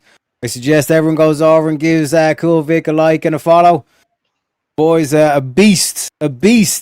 Okay, welcome in, everybody. Welcome in. So we're reviewing the Rachel debate, and we're basically at the point where they're trying to explain like why the birth rate's so low. So to try and steelman at least the argument that's typically made from Brian, because Brian doesn't really make arguments. Let's be real. Line crying Brian. What he's trying to steelman is that it's like, yeah, like if we go back to when Obama was in office, like the birth rate was slightly higher than it was today. And because we're in a worse economy than we were, let's say, in Obama's economy, that explains the whole thing. And like before the Depression, it was a higher birth rate than after the Depression, right? But the counterpoint that like Rachel keeps bringing up is that when you look at the poorest in society, they're the ones that actually have the most kids. It's not the actual rich people. I have a chart here to show you in terms of wait, can I not make this full screen? Let me zoom in. Yeah, so perfect in terms of this. So it's like obviously like what they'll say is like, yeah, because of the Great Depression, that's why you see the slope down. But another thing that, like I said, we have the whole counterpoint where it's like, okay, if that was the case, then you'd only see the rich and wealthy people having more kids than the poor people, which is not what we see in society. And that model standardized, no matter what the economy is, you'll always see poor people have more kids than the rich people. And a huge argument for that is because the women that like have the wealth or come from wealth, they're able to afford the college, which means there's more incentive for them to go to third level education.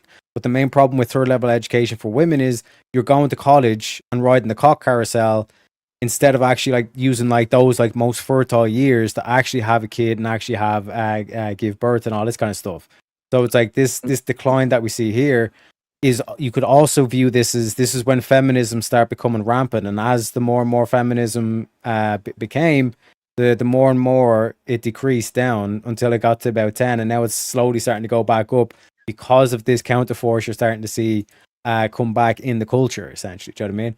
Also, shout out to FRFM puking for the $2, says, only cause you're a sheep shagger. I'm not a sheep shagger. I ain't Muslim. What are you talking about? Goat lives matter, folks. Goat lives matter. But again, like I said, like that's basically to try and understand where they come from, or where these arguments at least come from.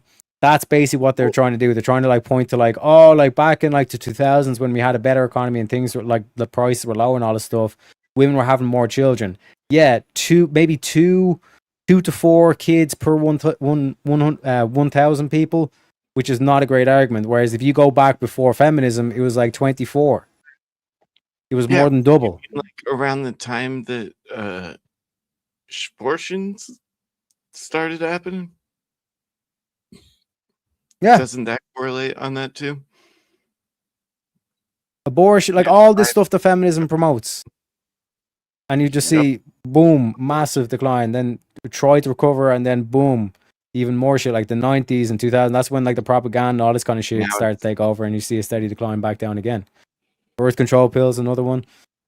Yep. You know? Yeah, 1965. Abortion is birth control to the left. It's another form. It's just another form of birth control.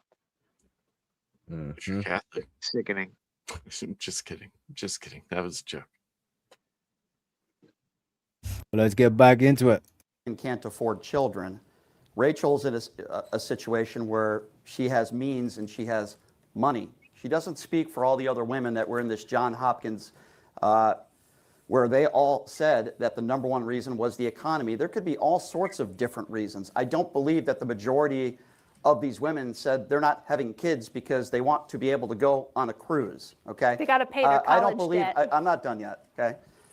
I don't believe that at all. She's making a gross assumption in assuming to form her argument that all these women are not having kids, and it's got nothing to do with any of the policies put forth right now. It's got nothing to do with the fact that they're living to paycheck, or they're single mothers who can't get maternity leave. It's got nothing to do with any of that stuff, but it's, you know, forming her argument on that, which obviously I completely disagree. But she said something very interesting. It's the whole form of why I'm here today. She said she chose to do things in her life. And I would never want to take that away from you, Rachel, but you want to take that away from other people. And then you'll say, that's a straw man argument. You've said in this debate thus far, what are we halfway through, that she doesn't believe that the majority of women should vote. She thinks it should be on the level of taxes. I don't think the majority of men should vote either. Okay. Well, that's a great argument, Rachel. That's a great argument. It is a great argument. Yeah. So you don't believe women should vote, and you don't believe a certain percentage of men should vote. But everybody should be allowed to have a gun, though, right? If you're not a felon. Yes, exactly. Right. That makes a lot of sense. You know why? That makes a lot of sense. I think the founders were correct about the suffrage. founders had muskets, Rachel. We have AR-15s What does now. that have to do with suffrage? Has a lot to do with By gun the way, control. this is a guy who's That's a lot to do with what? Shut the fuck up, Brian. But again, this is another like fallacy of like the red herring, like the whole like TDS and all this kind of shit. And this is why like the like just to be 100% blunt, like because like I was trying to steal man his arguments and all this kind of stuff, but like Brian had his kind of like initial kind of like opening statement, and you see like now that we're what like 30 minutes in around the 30-minute mark, this whole back and forth, he's floundering because all he has in his head is the script. He's like the news anchor with the teleprompter. All he has is the script, and once he's forced to go off script and actually confront back and forth with the topics, he's not able to get it done. And Rachel again just keeps pointing back to it's like you're not able to explain why the poorer people have more kids than the richer people, which defeats your whole economy argument. Furthermore, the whole college debt, the women that take out the debt to go into college, they're then further incentivized not to have kids because even though they get out of college at 22 and still have potential to have kids, they're now in debt, and then they're forced into work to try and rescue back that debt. Also, shout out to FM Buchan saying, oh, that's the Welsh, my bad. Hey, it is what it is. It is what it is. And also he says, not $1 back to Sarah. Hey, my man, appreciate you, Connie, for the $6. Appreciate you, Connie, sir. never shot a But German, any thoughts on that so far?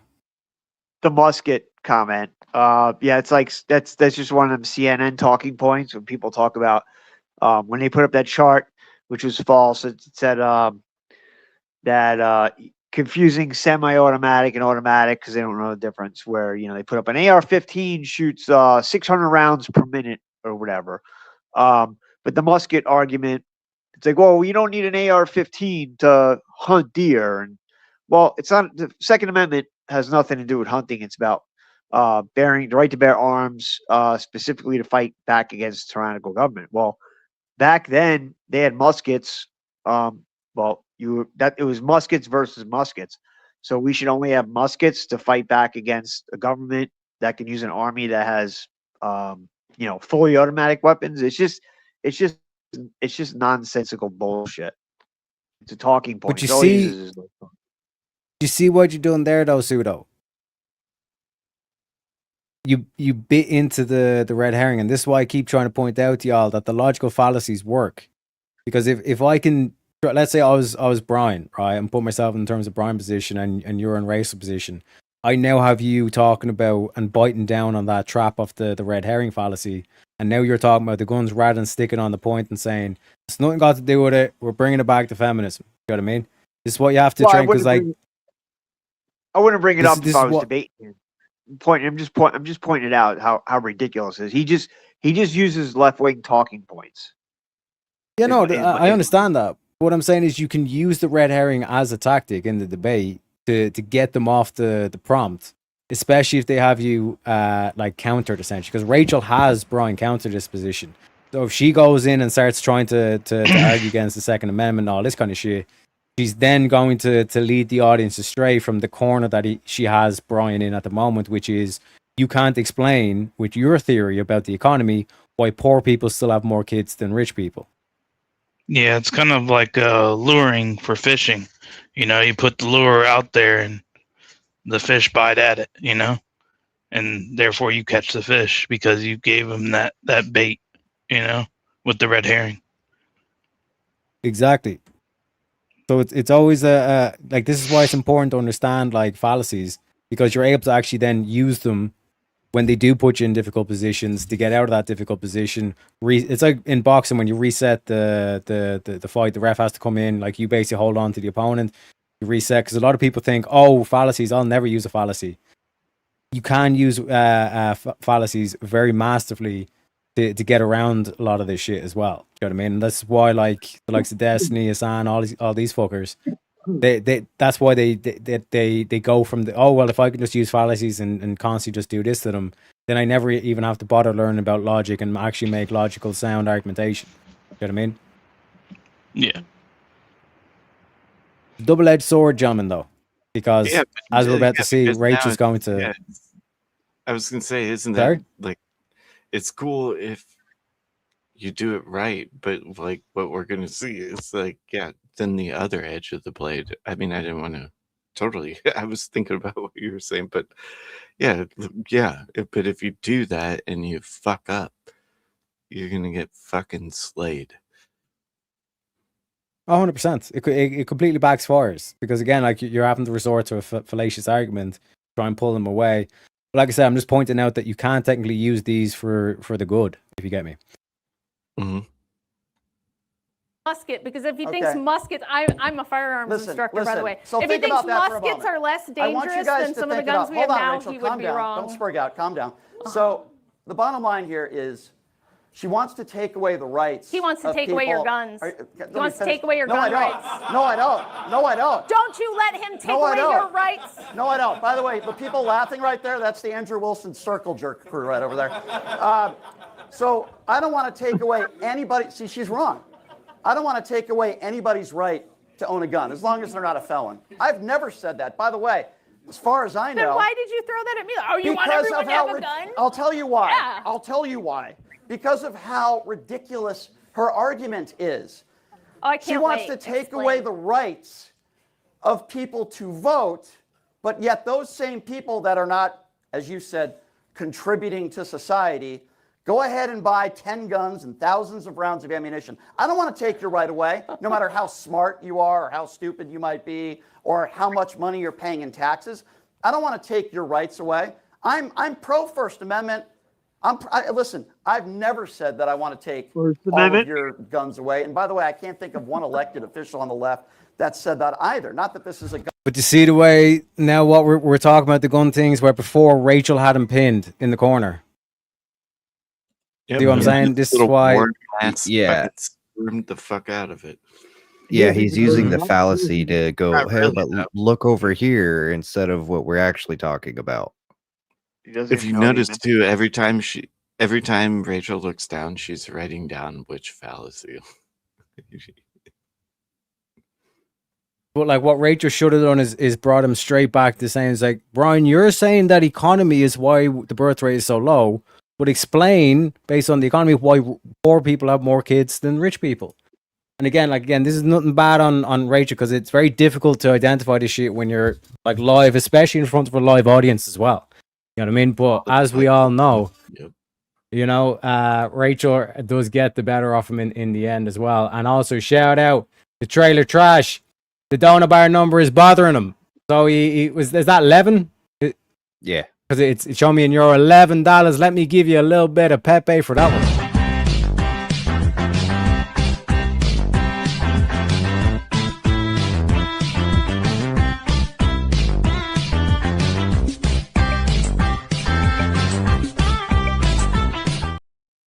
Shout out to you, TTM. And I think it's more than fitting, because we did hit the 100 goal. We get another premium meme. Gentlemen, I think we should play the Andrew Wilson premium meme. Absolutely. Ladies and gentlemen, the one, the only Andrew motherfucking Wilson. I think that women should be grateful.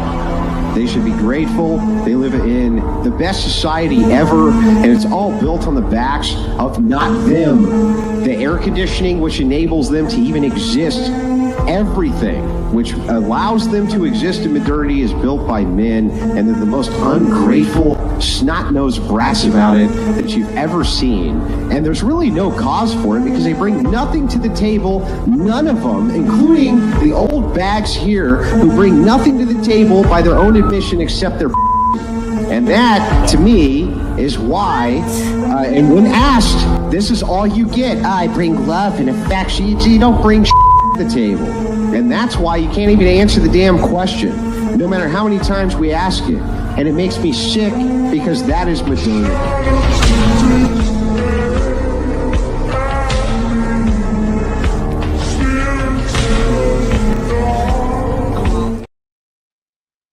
Absolute mic drop and a half, ladies and gentlemen. When you get that good, you can silence a panel full of lies. Shout out to Andrew Wilson. But this is why I keep pointing out in terms of like these motherfuckers, like Brian, like Destiny, like Hassan, all this kind of shit. This is what they use.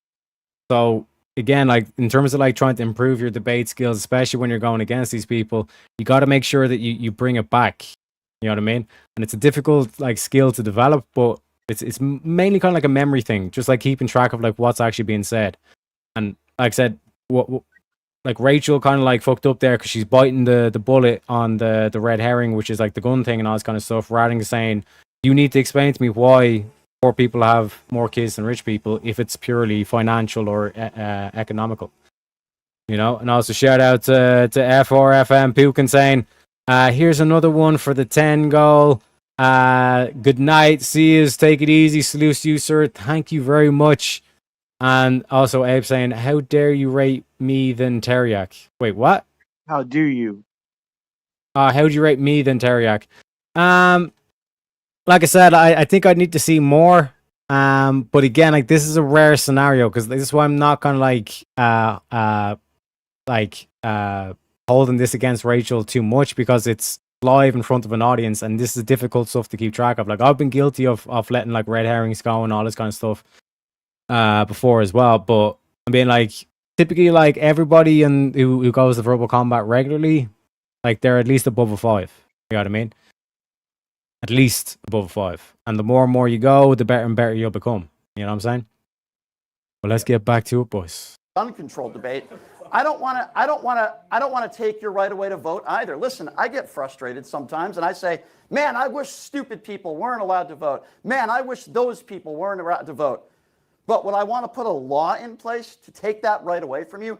Of course not. Maybe I could agree with some sort of basic. I know I had a conversation with Vivek Ramaswamy about this, and I sort of agree with him that if you had some sort of basic civics test or something, I can't say I would be against that. Maybe we agree on that. Great. But the fundamental, if you're not making enough money, or you're unemployed, or you're poor, that should be a factor in whether you should vote or not. I completely fundamentally disagree with that. Okay, so you think that people who take from the Treasury and raid the Treasury, take the tax money of those who are producing, should be allowed to vote in huge numbers to take more from those people? When you say take, please be specific. You're talking about welfare, food stamps? I'm talking about anyone who takes, I'm not saying poor people. Yeah. I was poor most of my life.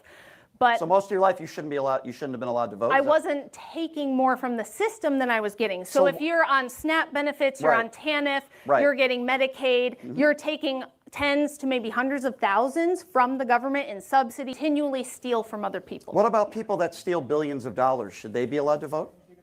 Here we go. They should go to prison if you can What prove if they get that. a full pardon?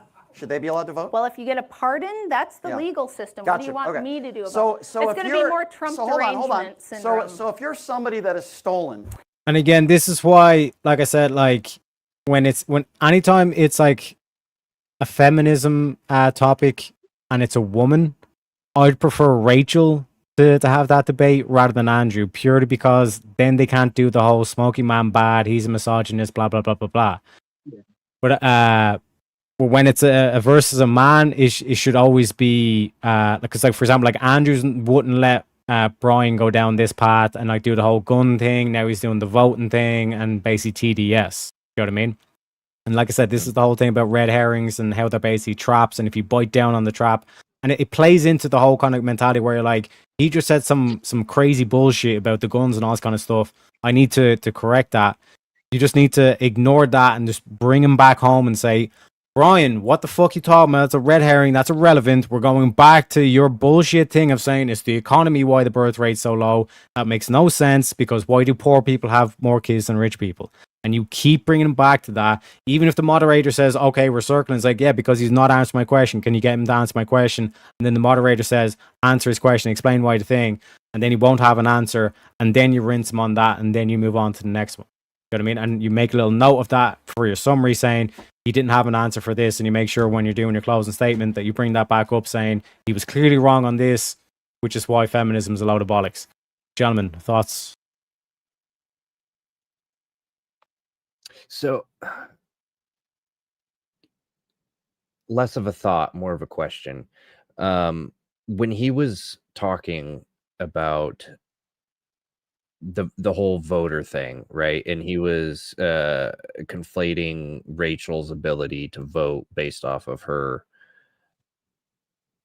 being poor, and he was not getting the point of she's not saying poor people should vote, but people specifically who are taking more from the government than they are actually giving back. So they're not actually contributing to this or to the system, and they're not doing well. So why should they get, why should they get a say if they don't even know how to govern themselves?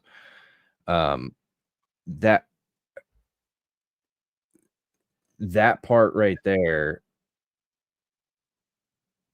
was that another a separate fallacy, or was that another red herring that he was trying to throw out there? I'm trying to piece this together here. Yeah, so remember, like, basically before this whole voting thing, we were on the gun thing, and then before that, Rachel had him in the corner, right? Mhm. But we went from one red herring into another red herring, which I don't think he's doing intentionally. It's more so that he's just kind of like a spurt machine. He just goes from like random thing. He has the whole like script in his head. It's all just like slogans and the buzzwords and the talking points and all this kind of stuff. But like this is why like the whole aspect of like the like a lot of retards can actually beat like intelligent people in debates purely because like the intelligent person keeps biting down on the red herrings. The whole point here on the voting is because Rachel said that she doesn't believe that women should automatically get the right to vote because they're a woman, the whole repeal the 19th. And a lot of people, again, misunderstand that and they go, yeah, fuck the women. We don't want any woman to vote. And that's a flawed or a straw man of what Rachel's trying to say. Like Rachel's basically saying, just because you're a woman, that does not automatically mean you have the right to vote. Because as Andrew has explained and Rachel explained before, it's like women technically have a privilege over men, where men are conscripted, or not conscripted, but they're forced to go into the draft. And if they don't do the draft, then they lose the right to the vote and they lose the right to the gun and all this kind of shit. You know what I mean? Whereas women aren't forced into the draft, but they still get the privilege of voting and Second Amendment and all this kind of stuff. The ideal system that you would probably put into place is generally like people have skin in the game. So either land ownership or residential ownership, and then from there it kind of goes to like one vote per household. And then in terms of like married households, like you would expect at least that the man is the one that's like determining the vote and all this kind of stuff. Or you have military service. So it's like you're either putting like you have skin in the game in terms of like financial or assets and stuff like that, or you have some sort of blood in the game. Like that whole aspect. And then what I would even further do, and this would be, one could argue this is very limiting in terms of like who would actually then be able to vote, is every single year you have to take a test, or every single vote you have to, voting year you'd have to take a test where it's some sort of like standardized method where you have to employ like reasoning. So you'd be given arguments and then you'd be asked, okay, is this argumentation valid? Is it sound? You'd give them like arguments that have like contradiction in them and like again like question them on that kind of stuff, so to make sure that they actually understand what argumentation is. You'd have like basically like a basic logic test. I'd also put like a mathematics test in there, like kind of like fundamental like arithmetic and all this kind of thing. And then I'd also then put in like basically like a kind of like an IQ test-ish in terms of the aspect of like pattern recognition and being able to anticipate motion, which is typically what you find in IQ tests. Yeah, like I look at the insanity that in high schools, it's even before kids turn 18, they pre-register high school students to vote, and regardless of whether they push them into picking Democrat or Republican, the fact that an 18-year-old has the right to vote is insane to me. It's absolutely insane. So Yeah, looking back on that, when I was 17, I actually wrote a paper about why people why people age 18 should, one of my arguments then was they should be allowed to drink and, do everything that a normal adult would be able to do, that's above the age of 21. But now, with the knowledge that I have and the experience that I have, I'm 30, by the way. I would disagree with my 17-year-old self. I think, there should be a bigger mandate on aptitude tests or age restrictions on a lot of things, like cannabis, for instance. I think that shouldn't be 21 either. I think that should be 25. Right. Yeah. I mean, studies show that I don't your want brain people- doesn't stops Yeah. developing at 25 in any type of cannabis before that could damage it. Right. Yep. Adolescent doesn't mean kids, means up to Yeah. 25.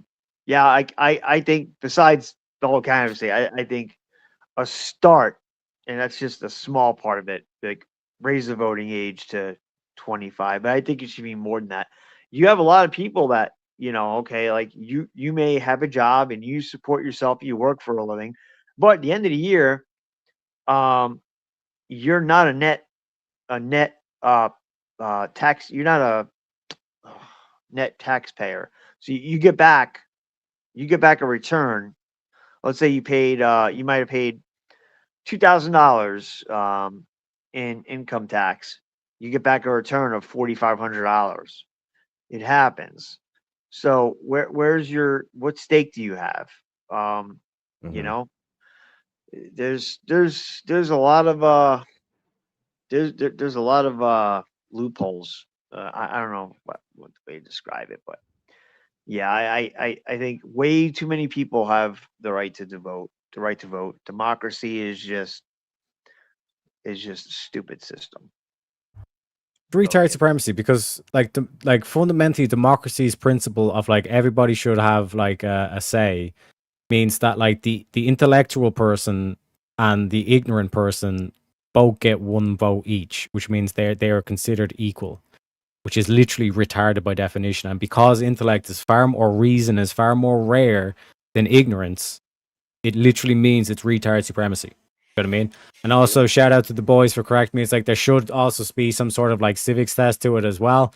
In terms of like testing like base morality, like and all this kind of stuff. We want to eliminate the more relativists / the atheists essentially from that. But yeah, basically like logic, math, civics, and like IQ in terms of like pattern recognition or spatial awareness and all this kind of thing. And like I said, inbuilt into the test, you would also have like language testing, because if they're not able to understand the English on the paper, like because English should be the primary language of America, then again, like it's tough titties. If you're not able to speak the language, then you're not voting. Simple as. Yeah. Or I'd even add like you should have to register to perform some kind of civil service.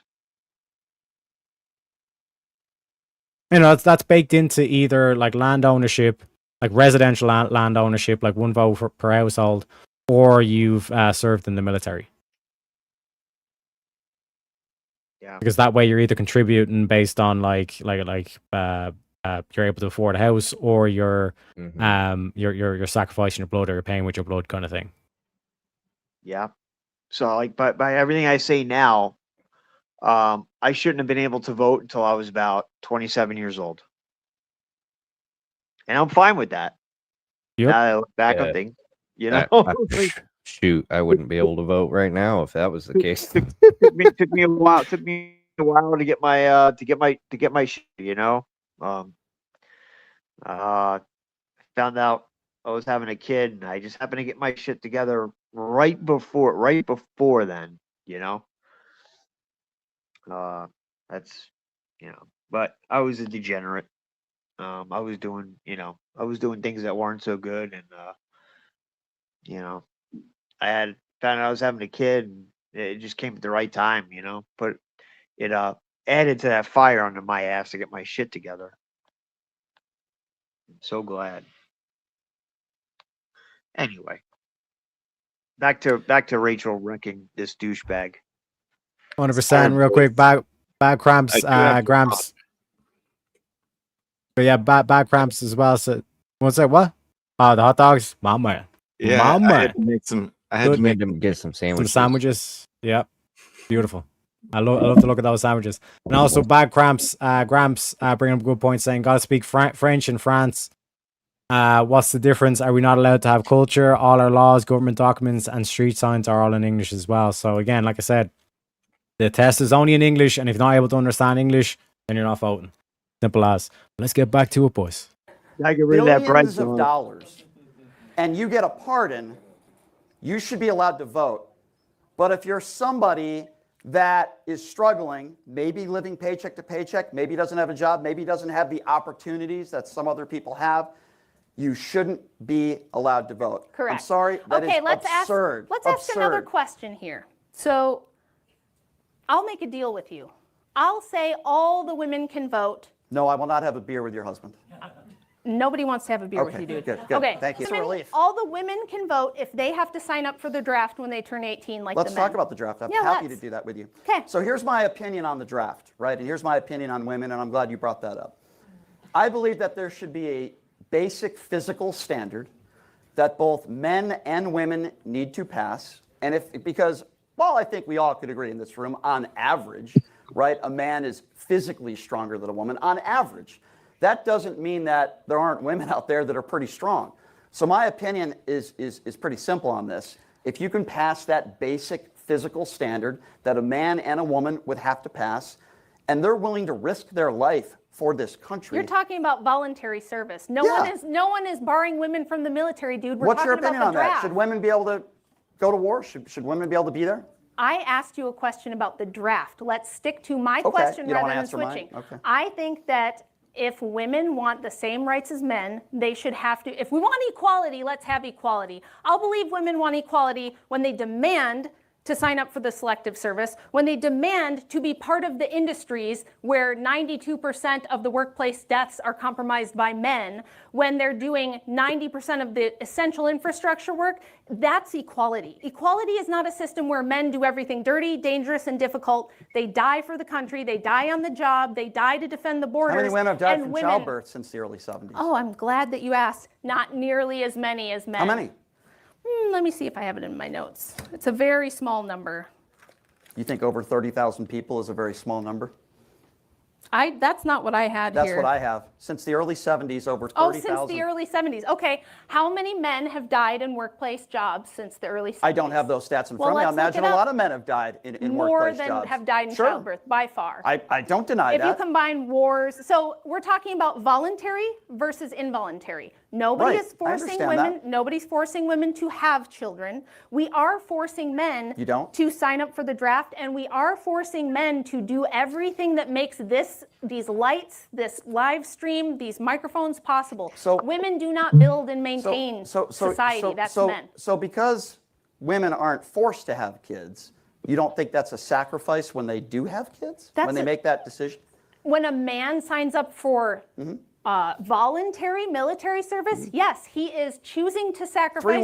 We commend Three women him. just came home in caskets from Iran. You're aware Anyone of that, right? who volunteers for either childbirth or military service and dies is doing a great selfless thing. That's not what we're talking about, buddy. I You got to understand try that. to stick with the I argument. understand that. I'm We're sticking talking with the about argument. what men are compelled to do and what are women compelled to do on behalf of society that might kill them. You know, I don't. And a key thing here in terms of the compulsion aspect, right, is that like if you compel someone to act virtuous, is it actually virtuous?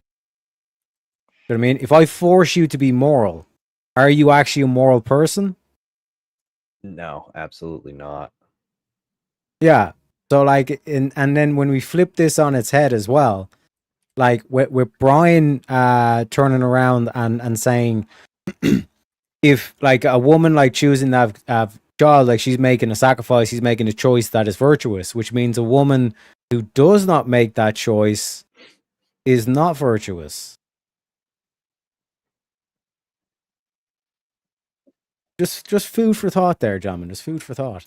I don't think women are forced per se to do anything, but what you are making the argument with us today is you're making the argument that women should be at home and be stay-at-home mothers, and they shouldn't be out there in the workplace. Did I say that? Oh, so tell me that then. Tell me your opinion on women in the workplace. Do you believe that women should have the same opportunities as men in the workplace? Yes, and they do. But what I will say, yes, they do. What's the average pay for a woman and a man with the same job? The wage gap reduces to about 3% when you take into account the fact that women choose easier, lower paying jobs, easier, lower paying degrees than men on average, and take much more time off and much more time away from work. This is the problem with this argument. You're skipping ahead, and you didn't let me finish the point here. We're talking about how men are forced and compelled to possibly go to war and die, and we have no such responsibility for women. No one's forcing women to do anything to defend the country. No one's forcing women to go work a job that could kill them. We don't have have civilization without women bearing children. We don't have civilization without men building it. I understand that they're not forced to. Why do men have to sign up for selective service at age 18? Or do you know what happens to them if they don't? They get in big trouble, don't they? Here's why. And they lose rights, don't they? Here's why. As I said earlier, women as a whole are not as physically enabled as men on average. Right. On average. That is why I said, and I'll repeat it again, I wouldn't have a problem with that if they both pass the same physical standard. You're not addressing my question. I'm completely addressing your question. I never said that women have to sign up. I never said that. Do men have to pass a physical test to sign up for the draft? I never made that claim. So we're talking about the draft. Stick to the draft. I understand what we are talking about. You're talking about when people go sign up for military service and go to boot camp. I'm not talking about that. Well, that's the argument that I'm making. I'm making because you're... That doesn't address the question. I never made the claim. If men and women are equal, why is there a standard for men that there is not for women? So men and women are equal. As I've said before, there are attributes that women have that are stronger than men. There are attributes that men have that are stronger than women. I never said as a whole, with every job, men and women are equal. I'm not making that argument. The argument of this entire debate here is the point that I'm trying to make is that I don't want to interfere in other people's lives. That's really cute. That's so virtuous of you. It has nothing to do with anything. Well, I think it has. I don't want to tell anyone what to do. She doesn't want women to vote. She thinks women should be second-class citizens. Tell me you haven't said that. I have not said that women should be second-class You've never citizens. said that in any debate on the record. You think I've said women should be second-class citizens? You've never said that? No. Maybe as a joke. Oh, maybe as a joke. Okay. I say a lot of stuff. It was just a joke. It was locker room talk. Tell me when I said that. I heard you in a debate say that you said women should be second class. Now, are you saying you were joking? I don't ever remember saying you don't women remember. should be second-class citizens. You don't remember. Okay. What debate was it? I think that's interesting. I think you're lying. What debate was it? I think you're lying. What debate was it? Was it a joke? Who was I debating? I'll look it up. Was it a joke? You're lying. I didn't say that. When I was doing debate prep. Do you have proof or not? When I was doing debate prep. Do you have proof or not? I will provide you the proof. Okay. So you're saying you never said that? No, I never said that. Okay. I'll look it up. So back to the draft. Why is it that men have to sign up for the selective service or risk losing their voting rights and even their freedom, but women don't? Why? Well, I just gave you the answer. As a whole, in general. So men and women are different. And they serve different When did I say that they were exactly the same? I'm not that would saying be you the did. most ridiculous I'm saying, thing. I never said that. Why should women have the exact same political power as men when, as the anti-suffrage women brilliantly argued, they said, look, the purpose of government is to protect persons and property. That's the function of government. So the argument is because when we're born, as on average, as I've said, men might be on average stronger than women. Because of that premise, and they have to sign up, women shouldn't be allowed to vote. I completely disagree with that premise. Why? why. What's it's your because argument? I haven't heard an argument. I've just heard you go, oh, I can't believe what she said. Can you believe what she's saying? She called people a word. She said women should be second-class citizens. I think if you're not a Christian, you're retarded. That's my I impersonation think of you. you should give me an argument. Okay, well, bad impersonation. Okay, bad impersonation. No, I'm pretty sure Rachel will call Nala Ray retarded, and Nala Ray calls herself a Christian. So Brian's even like wrong in this point of view. But the core kind of like point that like Rachel's making, which I'm pretty sure Brian realizes what he's making, but he's a dodgeball champion here. Dodge, duck, dip, dive, and dodge.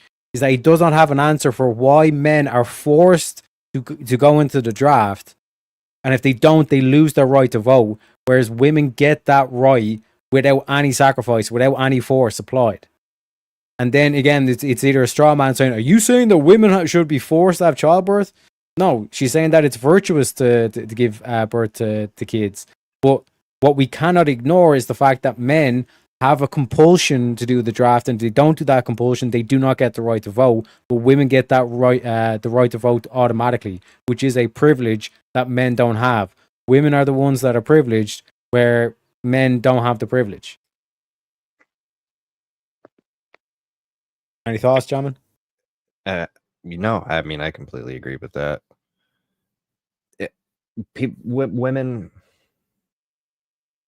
Women are gifted the right to vote. Men have to put something on the line for it, and whether that's fair or not is sort of a whole topic in and of itself. How do you make that equal? Everybody's got to have skin in the game. It's not supposed to be equal, right? Yeah, there's no way you can make it equal. I mean, are you gonna make women sign up for the draft? I mean, if they really want egalitarianism, I mean, quote equality, that's what you do. But that's a bad idea. Yeah. Well, what? And this is a genuine question. What other country in history has done that? What country has mandated that women also have to join the draft? I don't think any. I could be Right. wrong on that. I don't think any either. And somebody in chat or whatever, correct me if I'm wrong, but it doesn't logistically or logically make sense at all. Why would you have your most valuable resource go to war? Women are extremely valuable, and they constantly in modernity devalue themselves.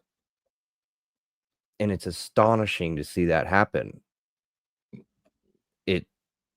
Women are way more valuable than they give themselves credit for, and modern society gives them credit for. Yeah, but They're a they're huge not asset. they're not equal, and this is the psyop or the propaganda of the no. I'm calling out Shantae. I'm calling out fucking Shantae in chat. See you, Shantae. Sharuk, you dick. Right? The Togo meme is one of my favorite.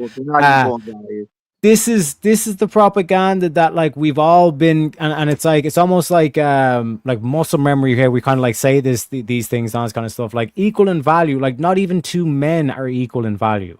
You know what I mean? Like it depends on what you're referring to, right? Men are generally physically stronger than women. The strongest person on the planet will always be a man, right?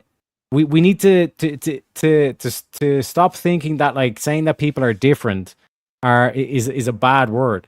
Like this whole thing of like even the whole argument I've heard is like, oh no, they're not equal, but we should treat them equally. It, again, is a bullshit argument. Should we treat a criminal and a victim the same? Fuck no. Do you know what I mean? So it's like from that aspect, it's like we need to get over this whole like egalitarianism and just like put it to bed. And then, like I said, like push for meritocracy. You know, women have value and definitely need to be protected. But why do they need to be protected if they have no duty? It's not like they're being forced, that women are being forced to reproduce. And their greatest value is creating the next generation, bearing children, taking care of those children, and so many of them aren't doing that anymore. like this is what I say. Like obviously in terms of like the strength argument for men, and like you have like the whole force doctrine, all this kind of stuff.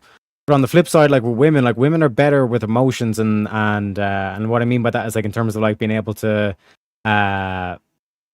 use empathy and to tug on people's heartstrings and like emotionally manipulate and seduce and all this kind of stuff. Like the best seducer on the planet is a woman. Same way the strongest the strongest person on the planet is a man. You know what I mean? But we need to learn to celebrate the differences and appreciate the merit. You know what I mean? There's just some things that like women are better at doing than men, and vice versa. There's some things that men are just better at doing than women. But if you want to have equality in the eyes of the law, and that's where like justice is important and all this kind of stuff, to have an equal standard. That's what I think we're trying to dig towards or dig down towards, that we have an equal standard across. You know, Right. because like I said, not even two men are equal, not even two women are equal. You know what I mean? So to say that men and women are equal, or to try and kind of buy into that, but this is what like a lot of these like propagandists do. You know what I mean? Well, the definition of equal is the same. It makes no sense. You know what I mean? No, There's it doesn't make really- any sense logically, because Yeah, there's a yin and a yang. You can't have one without the other. Literally, if there was only one man on the earth, we wouldn't last very long. If there was only one woman on the earth, same thing. There has to be somebody good at one thing and somebody good at another thing. Right. Shanti, you said equal in value. Like again, maybe like I said, you didn't phrase it like the way you meant it and all this kind of stuff. I understand that, but like I'm just saying, like that's what a lot of people will still say, even though they say, you know, like they're against egalitarianism. They would say that thing in the eyes of God. Yeah, but again, like that's a way where a lot of these lefties will like gaslight religious people and say, oh, they're not equal in the eyes of God. Like the whole hippie Jesus kind of argument that they do, even though they're an atheist. That's why you say, like men and women should have an equal standard. That's the correct way of phrasing it. Because I've thought a lot about like how to get around this propaganda shit and all this stuff. They should be held to an equal standard. Yeah, like good trailer And trash. by that equals Like by that equal standard, though, she wanted to clear this up. Shouldn't she just like come onto the panel? She's not going to come on the panel. But like with Rope trailer you, trash, you dick. they underestimate their value, which is definitely true. They don't realize how valuable. A lot of women don't realize how valuable they are. But it doesn't mean that men and women are equal. Equal means the same. Giving birth and raising children is huge. We wouldn't be here as a society without women. We But wouldn't be they're- having this conversation. Right. They're straying away from that, and it's oh, I don't have to have kids. It's like, well, you don't have to. Nobody's forcing you to do it. But is what's better for society? Having children and being there as a mother and taking care of them, teaching them, or going to be a slave for a boss that's most likely a man who's going to make a bunch of money off you, while whether you have kids or you don't, either way, if you have kids, instead of taking care of them, they're being raised by a nanny or school teachers instead of you, or you're just working as a slave and not having kids. Anyway, it's Yeah, and it's actually- a bad outcome. To be fair to Shante, she said that she was actually replying to this dude's comment where I said, men and women are different but equal. Same, but different. That makes no sense. Yeah. Like to say that they're different but equal is a She wa- contradiction. Okay, she did say way earlier after that started was that she meant in the eyes of God. Yeah, no, we already addressed that. What Shante is pointing out, the next thing she points out is that the Don King guy said men and women are different but equal. Anyone that disagrees with that should keep their mouth shut and not have any children, which is, again, retarded.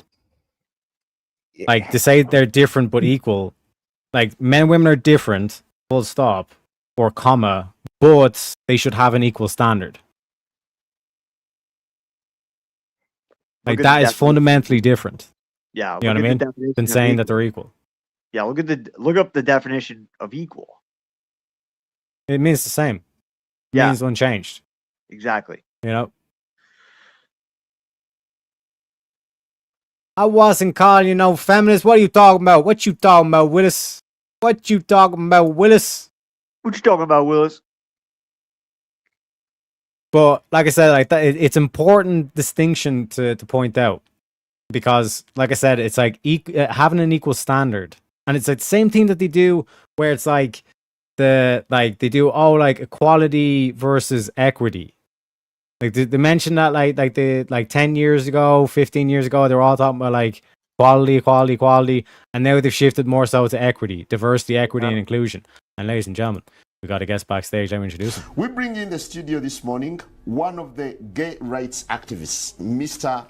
Should I call you Mr.? Mister, are you crazy? Welcome to the show. What's up, dude? You're muted. You're muted, crazy. Yeah. Am I there? Yeah. Hell yeah, brother. What's up?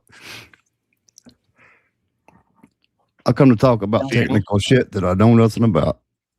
Well, you talk like Terry. You mentioned, you went from equality to equity, and they're basically total opposite. Well, you can't have equal opportunity and have equity. Equity, you're forcing. Equity is forcing equal outcomes. So you can't force away it out. from somebody to force those outcomes. They're total opposites. It's just so stupid. And it should be a meritocracy. Ooh. Yep. Like if I go to a hospital and I need brain surgery, I'm not going to say, "Oh, give me like your average surgeon." I'm like, "No, I want specifically a brain surgeon, and I want the best motherfucking brain surgeon you have." Yeah. Same thing with a pilot. Same thing with everything. Yeah. Yep. There's a push in the union trades now. It's like, oh, we need to bring in more people of color. It's like, well, they've been applying. They just don't apply. Like they don't come in. They don't fill out an application. So they're trying to push out quote incentives for them to join. Like, well, why? It doesn't make any sense. Nobody's being denied because you're black or you're Hispanic. Being denied because you can't pass the fucking test, or you don't want to show up to work on time, or you want to show up to work and then sit in a porta john for an hour and a half because you'd rather smell piss and shit from 15, 20 guys on a job site than do your job.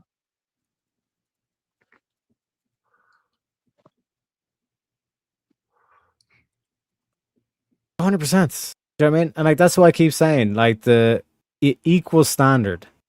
And again with the whole like equity thing, the only way you can achieve equity, because you can technically force the outcome, but you're not going to hold people to an equal standard. We have equal opportunity employment. That's really all you need. I think it came with the 64 Act. And chat, don't worry, Shante always roast me. You know what I mean? This is Shante's unofficial clip.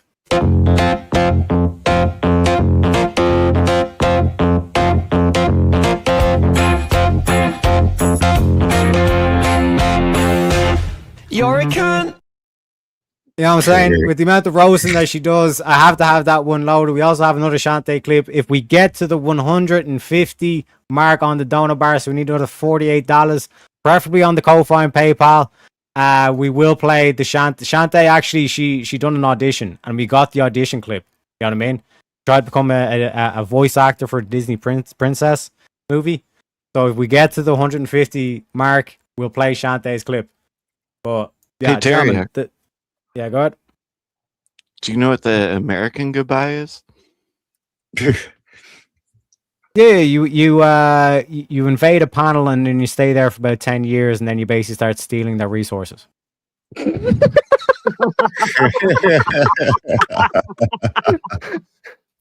Oh fuck. Well, hey, everybody gets to say we promote democracy. You know what I'm saying? I'm kidding. Shout out to America though. You're accurate. Literally protects the free world. Like you motherfuckers don't even realize like the amount of oppression and fucking borderline slavery that would have came into power if that bullet had hit Donald Trump.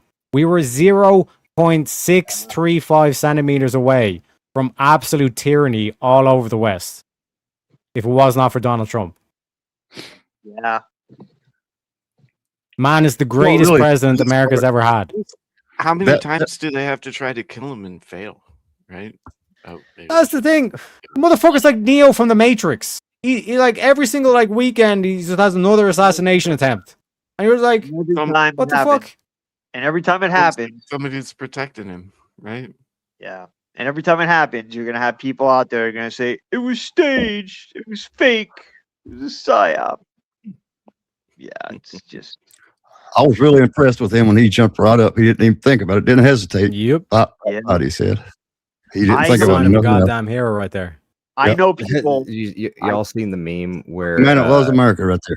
Where when the shot gets first heard at the dinner, and Melania is like super wide-eyed, and Trump is just looking at her like first time. Yeah. Yeah. You are my wife, right? Yeah. I've been shocked. I know people personally that were like Trump haters. They didn't vote. They did not vote for him term one. Then after like his second year, they're like, okay, like, you know, I'm a little bit of a believer, but still, when it was Trump versus Biden and then became Trump versus Kamala, they were still like, no, I don't like either of them. I'm not voting.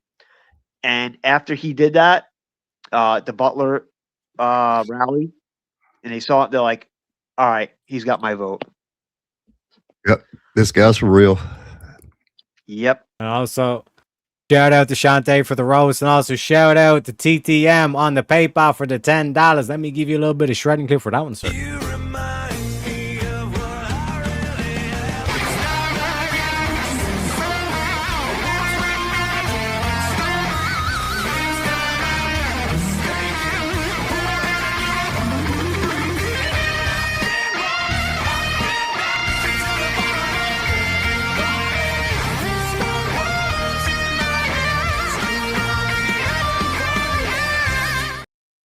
And folks are only $38 away from Shantae's clip. If you want to see Shantae's audition, get the donos in. And also, Shantae says, I got all the evidence I have, but I'm not going to show you. She has a source. Her source is Brian Shapiro. And we all know that his evidence is undisputed. You're not even allowed to dispute the evidence.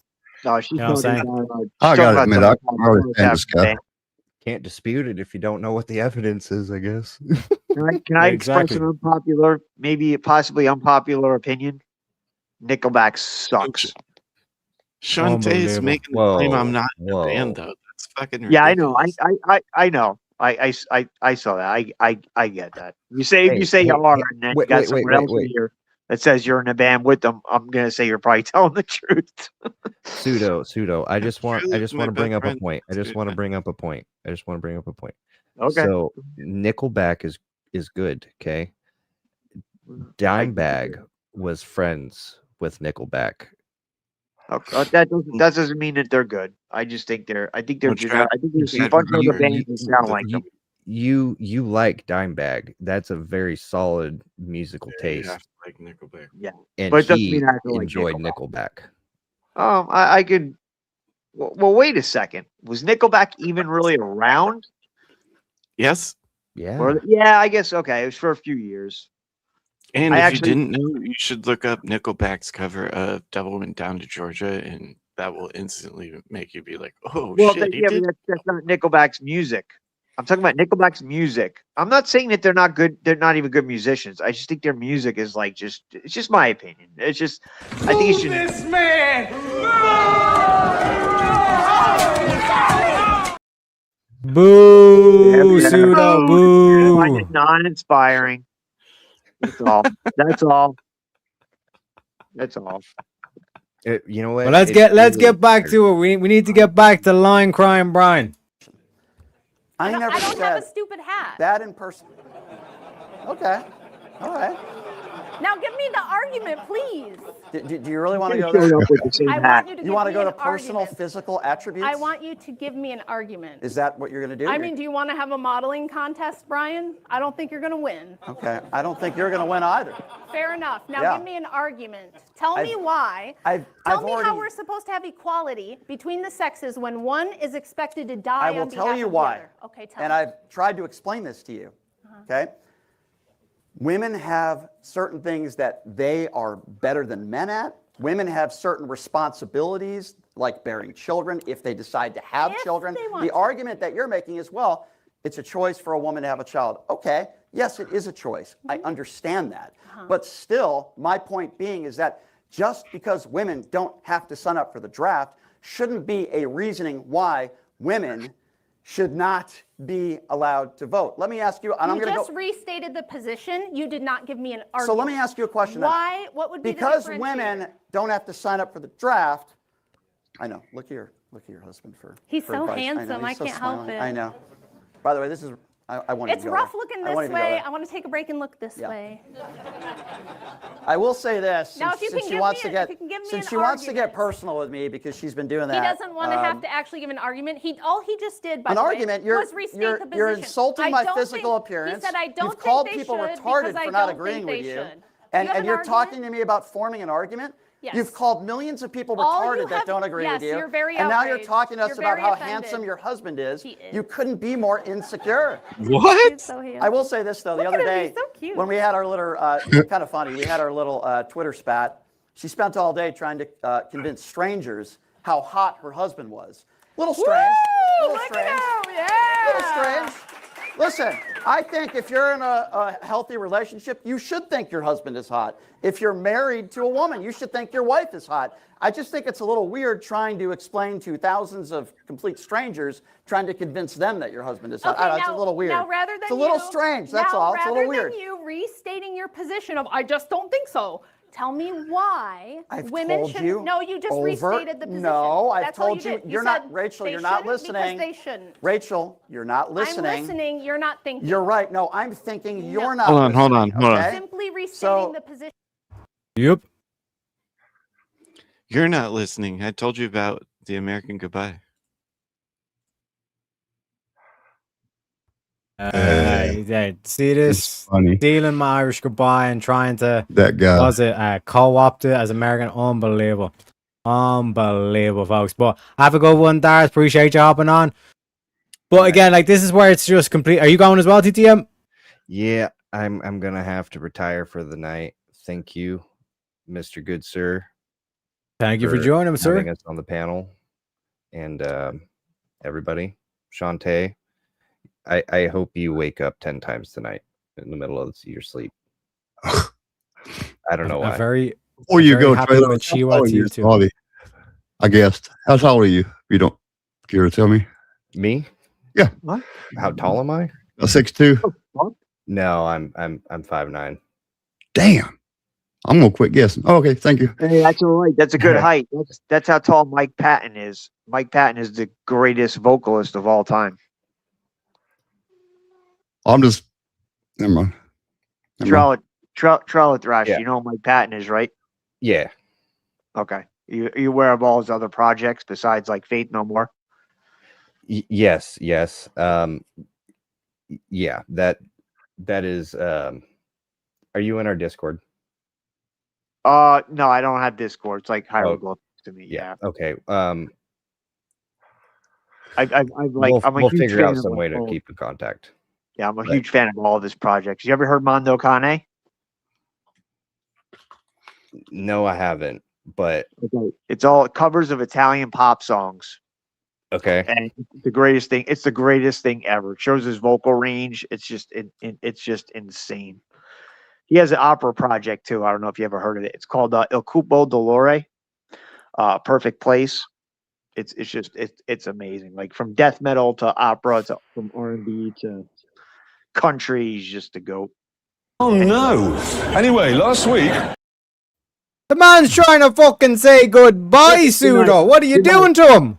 Good night. I'll let you go, bro.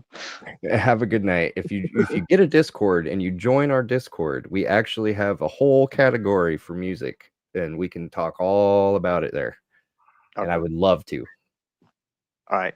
I'll check it out. Oh, my. I looked into it once. It was kind of confusing. I'll give it another shot. All right. Good night, bro.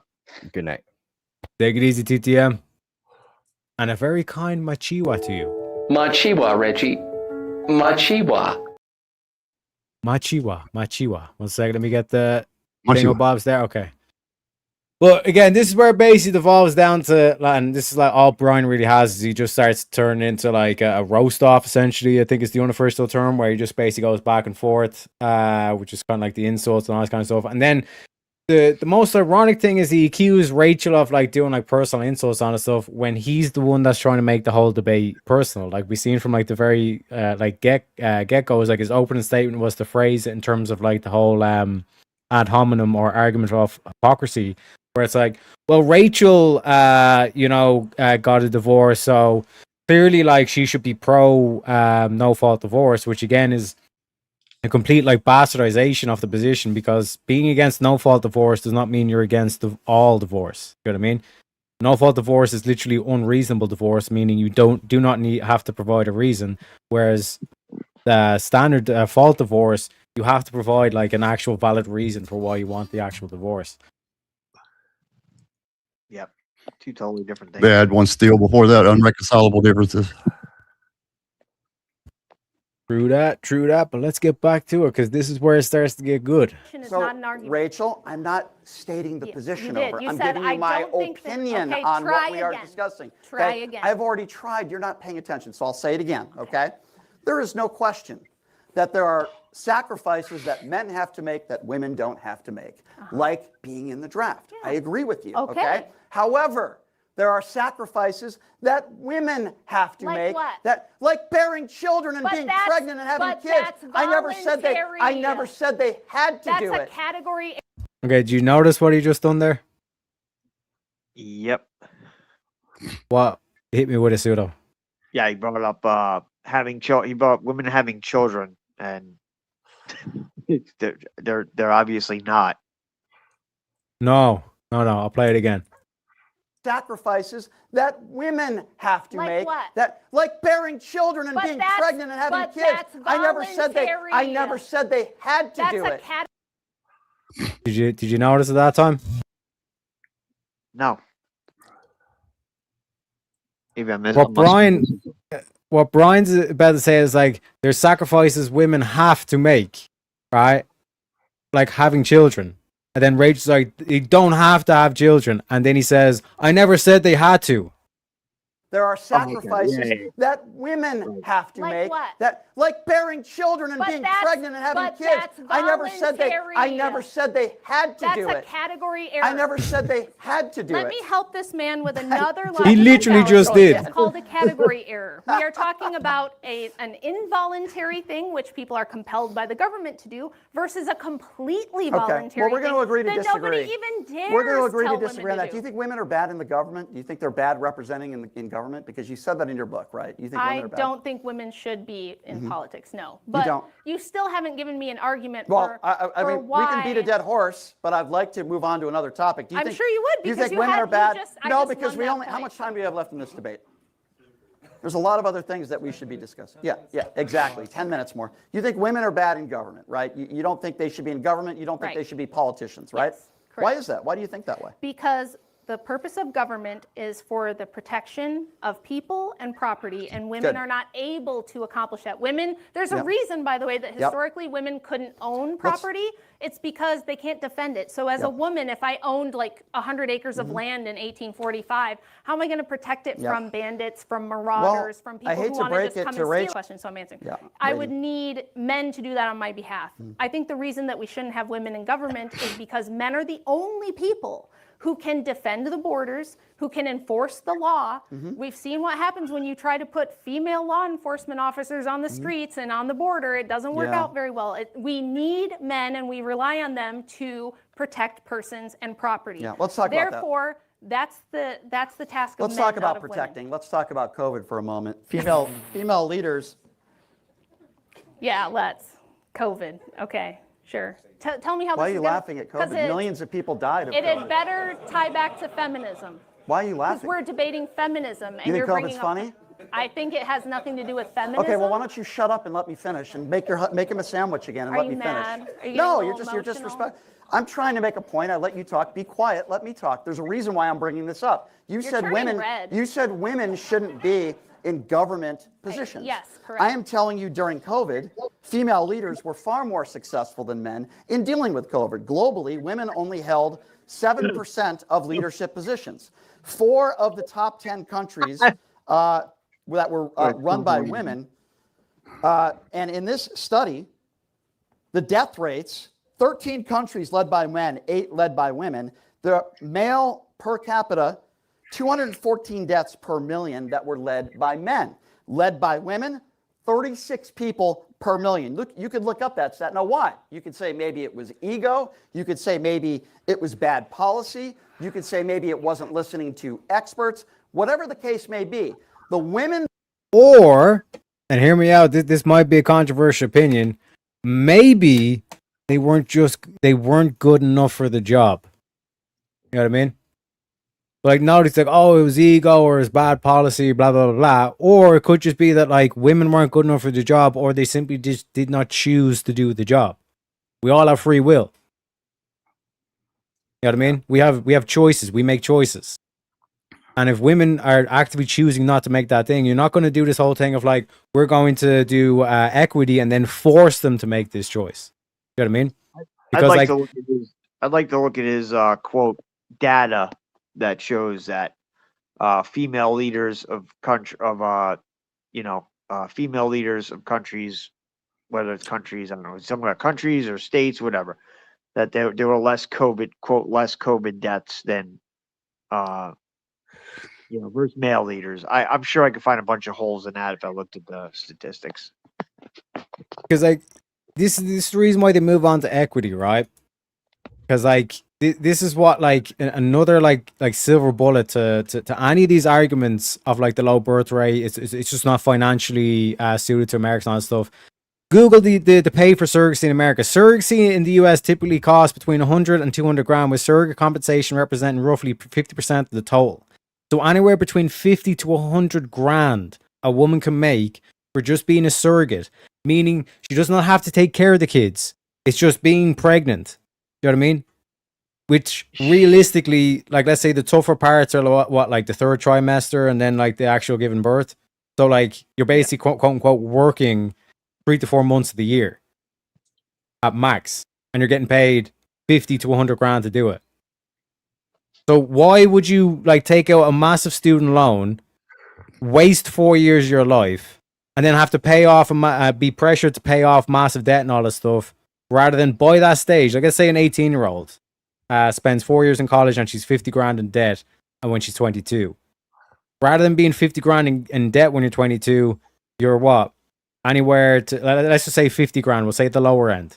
You're 200 grand in the green rather than 50 grand in debt, in the red.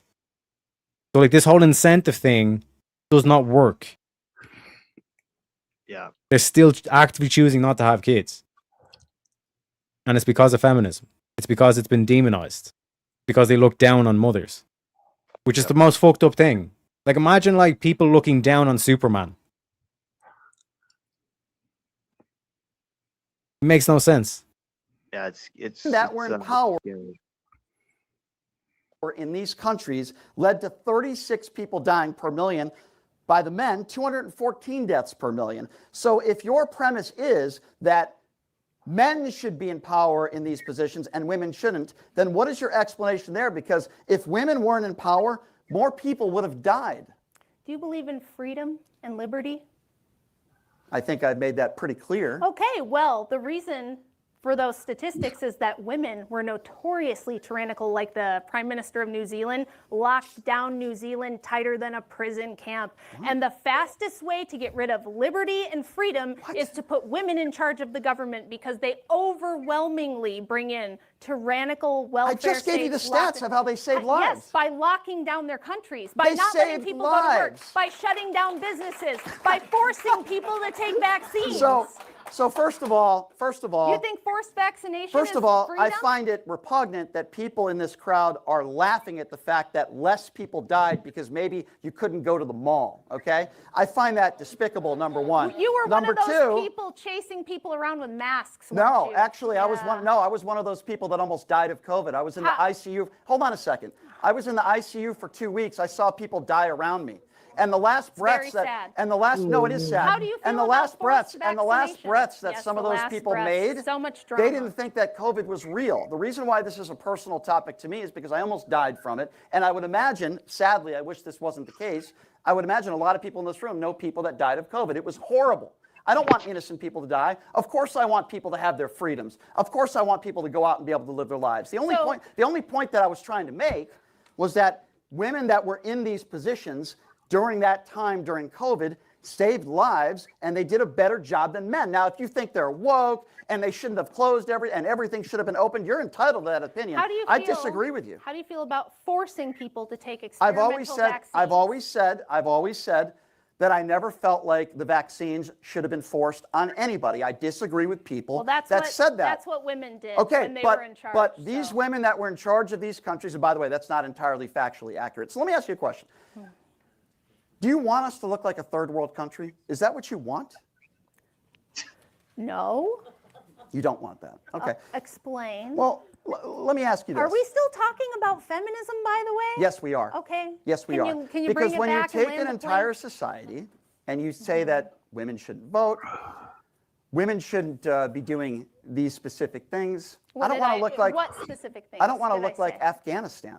You are pushing. I didn't say that. You are pushing a narrative. So it's either progressive liberal enlightenment or it's Sharia law in Afghanistan. I didn't say that. What do you think Western didn't say that. culture looked like for all of its history? Can you Women please- can have plenty of liberty We have like and 5 not minutes, right? run the country. Okay, about 5 minutes. 'Cause Putting for time, some limits on time women is not constraints. the same Rachel, thing we as only have Sharia 5 law. minutes, so time well, constraints. you've spent all the time In your talking book- about Trump in your and book- COVID and all kinds Well, of yeah, crazy because stuff. I gave you examples of women in government and that I you've thought did still a good not job. made a single compelling argument. Actually, I did. They saved lives, and obviously you don't care about that. Did you say in your book that Miley Cyrus, Cardi B, Katy Perry, Beyonce, because they stick their tongue out, they're invoking some Hindu goddess and they hate men?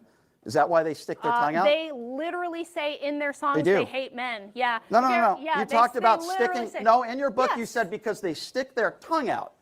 You Yeah. think? Okay. Can you please explain that to the? Because according to your theory, Gene Simmons. Oh my god, That's man! stupid.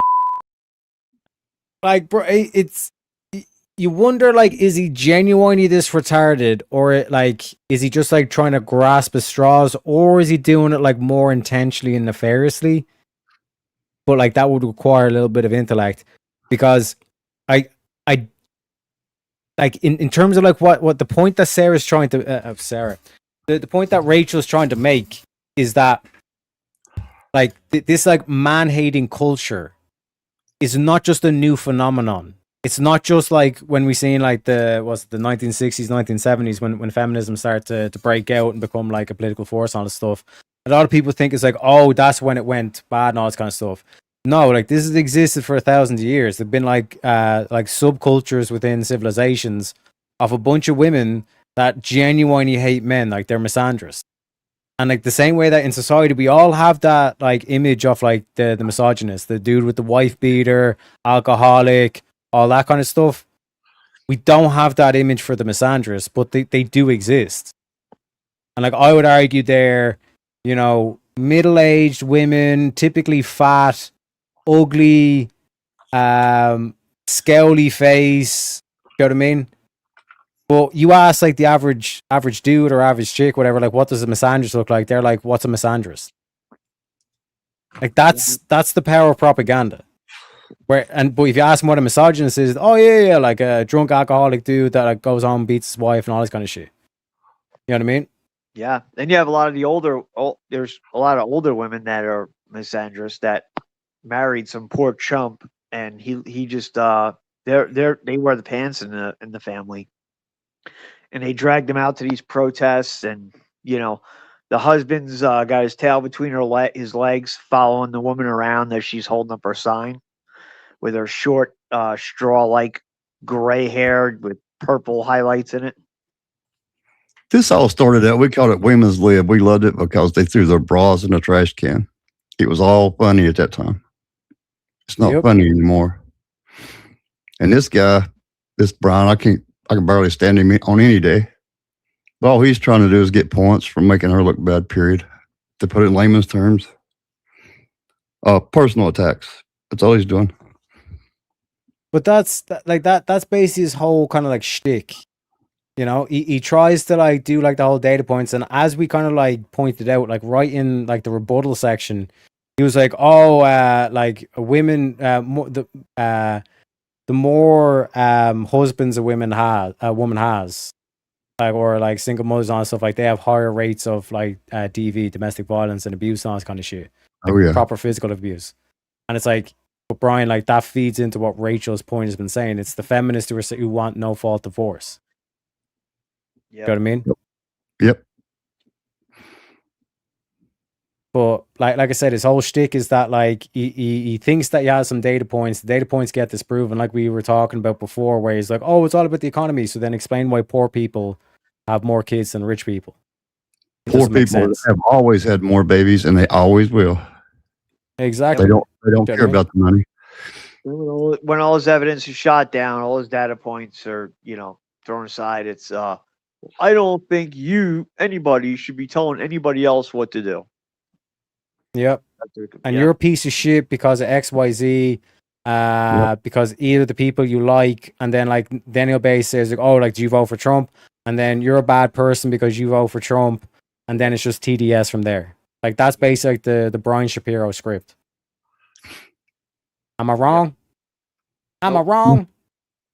You ain't wrong, boy. You not be wrong. That's what kill men too. When women stick their tongue out, could it just be possible that maybe they're just doing it because they enjoy it, or it's something they do? I said in the book, whether they know it or not, this could be invoking forms of ancient goddess worship, and they do in their own songs talk about it. That's not. So hold on. So because Miley Cyrus sticks out her tongue, that must mean that they hate and they want to kill men. I didn't say that. In your book, you were talking about invoking the Hindu goddess because they stick their tongue out. Did you read the book? That must mean I want to kill men too. I don't know. Did you read the book? Because you said you weren't. I read excerpts of the book. Sure. Yeah, ChatGPT. Sure. Because that's not what I said. Oh, so what did you say? So what? So talk to me about women sticking their tongue out. Well, just briefly, because it's not actually relative to whether feminism is good for women and children. You're attacking women for sticking their tongue out. I'm attacking women. You're right. They're Hindu goddesses, and they want men. That's not what I said. Anyone who's read the book would know. By the way, go buy it. It's on Amazon. Occult Feminism: The Secret History of Women. I was hoping someone would pick up on that. I noticed that as well when it was live. Like whoever was on camera duty that day, they deserve a bonus because holy shit, he's tap dancing like Michael Flatley across that stage, and like that's another thing that we point out in our Deductionist File series. Again, we're next episode's on Tuesday. For anyone wondering. Where we highlight like police interrogation footage, and we walk basically through the case and all this kind of stuff, kind of like Sherlock Holmes style. But interrogation footage and body cam footage of police is something that we review, and like we were able to determine from last week's episode like that the dude was guilty just by the way he was acting, because he was constantly shifting like his weight from foot to foot. He was constantly moving, and he couldn't just remain still and calm. But when you look at Rachel, the cameras doesn't have to pan at all, because like Lion Brian here knows he's losing the argument, which is where I'm kind of saying, is there a bit more nefariousness to this, where he realizes he does not have any like justification for his positions?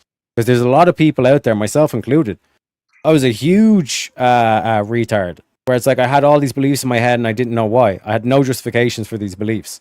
And the best thing you can do, ladies and gentlemen, is to actually like question yourself, or anytime you find yourself, or if you can catch yourself in like any of these beliefs that you have and you don't have a justification for it, no longer believe in it. Don't have the belief.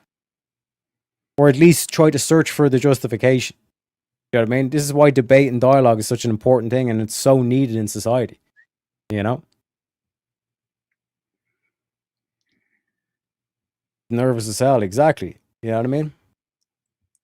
Liberation. It will explain, If I had it, though. if I had it, I would will use it as explain toilet paper. how during the 70s there was a big goddess worship revival in the West that coincided with feminism, and that they do still now. If you go to TikTok, look up the hashtag witch talk, and you will see feminists showing you how to perform ritual abortions, how to worship ancient goddesses like Lilith and Inanna, and they take it very Well, you seriously. really are Do you nuts. know that I'm not nuts? You are Witchcraft, absolutely crazy. okay, Batshit well, crazy. I'm not crazy. Witchcraft. Sticking your tongue out? Witchcraft is the #1 fastest growing religion among young women in the West. Did you know that? I did. Yeah. Yeah. You know why? So that's not me. You know why? That's them telling you that. No, I know They're that. telling you they believe it. I am very very Now, whether aware you of believe that. witchcraft is real or not doesn't matter. They're Well, saying you know why? they believe it. You know why I feel that way? Because I think most people that are into that think that it's inclusive. It's not oppressive, That's maybe right. like That's Christianity. actually correct. They That's feel what like they say. feel like maybe that it's What? Oh my god, man.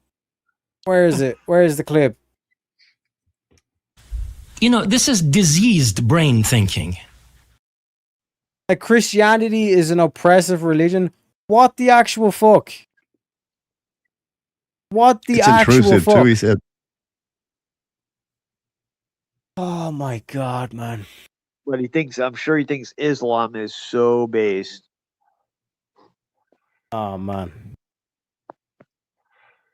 Oh God. I haven't seen like the basically this latter part that I haven't seen. I think I'm gonna fucking flip this table, boys.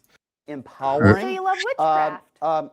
I'm going by why I think you could make. Witchcraft is cool, you guys. It's very inclusive. It's very Well, progressive. you believe in the Bible, right? And God killed 2.4 million people in the Bible. Is that oppressive? I believe in Orthodox Christianity, and I'm not going to get into a Bible Of debate course with you're you not. because No, of it's course you're beyond the scope of this. So this we only got a couple minutes Show left me here.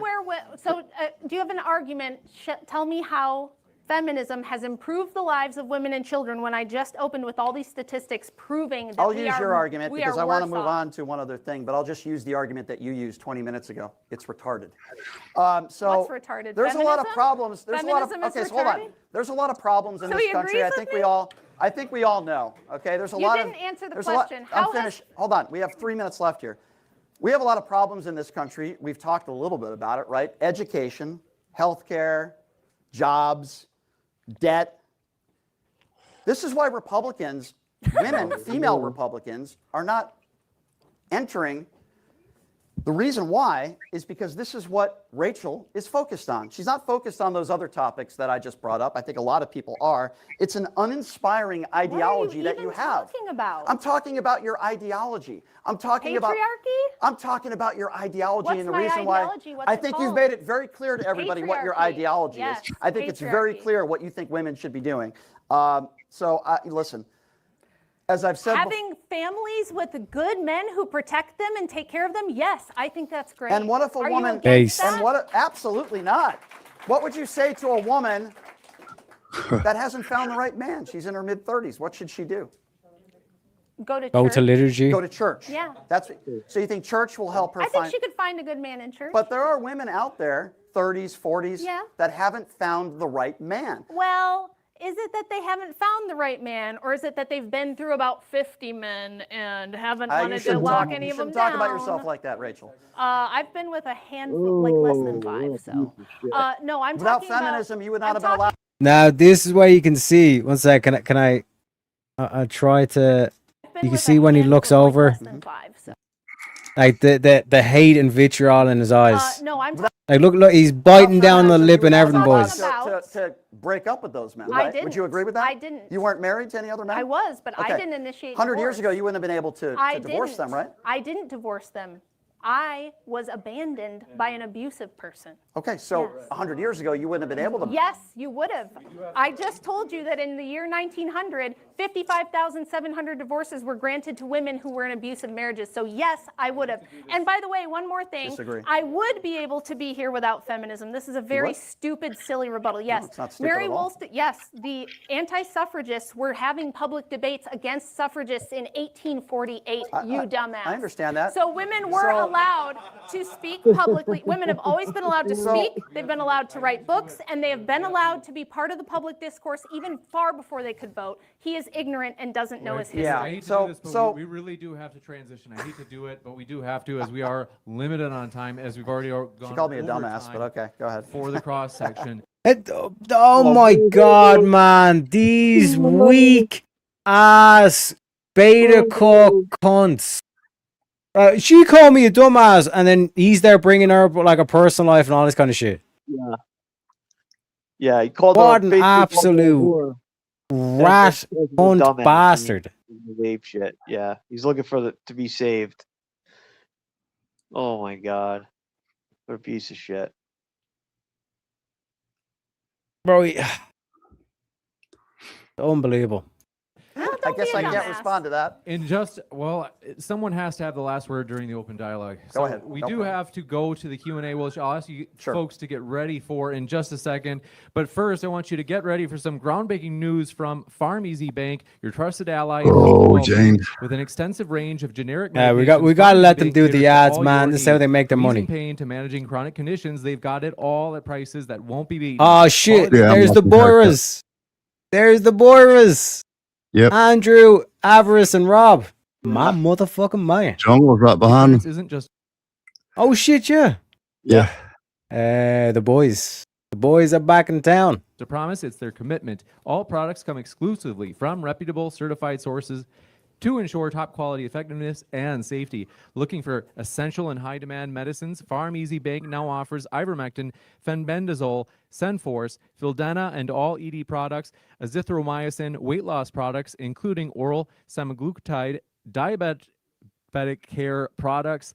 Think high quality equals high cost. Think again. Farm Easy Bank gives you the opportunity to save big. Use coupon code UNCENSORED for an instant 20% off your order. Time is precious, and Farm Easy Bank saves yours with fast, secure shipping directly to your doorstep. Healthcare has never been this easy and hassle-free. Remember, listener, your health is your greatest asset. Take control with Farm Easy Bank. Visit farmeasybank.com and begin your wellness journey today. Don't delay. Your health is calling. Answer it with Farm Easy Bank. Hop over to farmeasybank.com/uncensored and take the first step toward a healthier, happier you.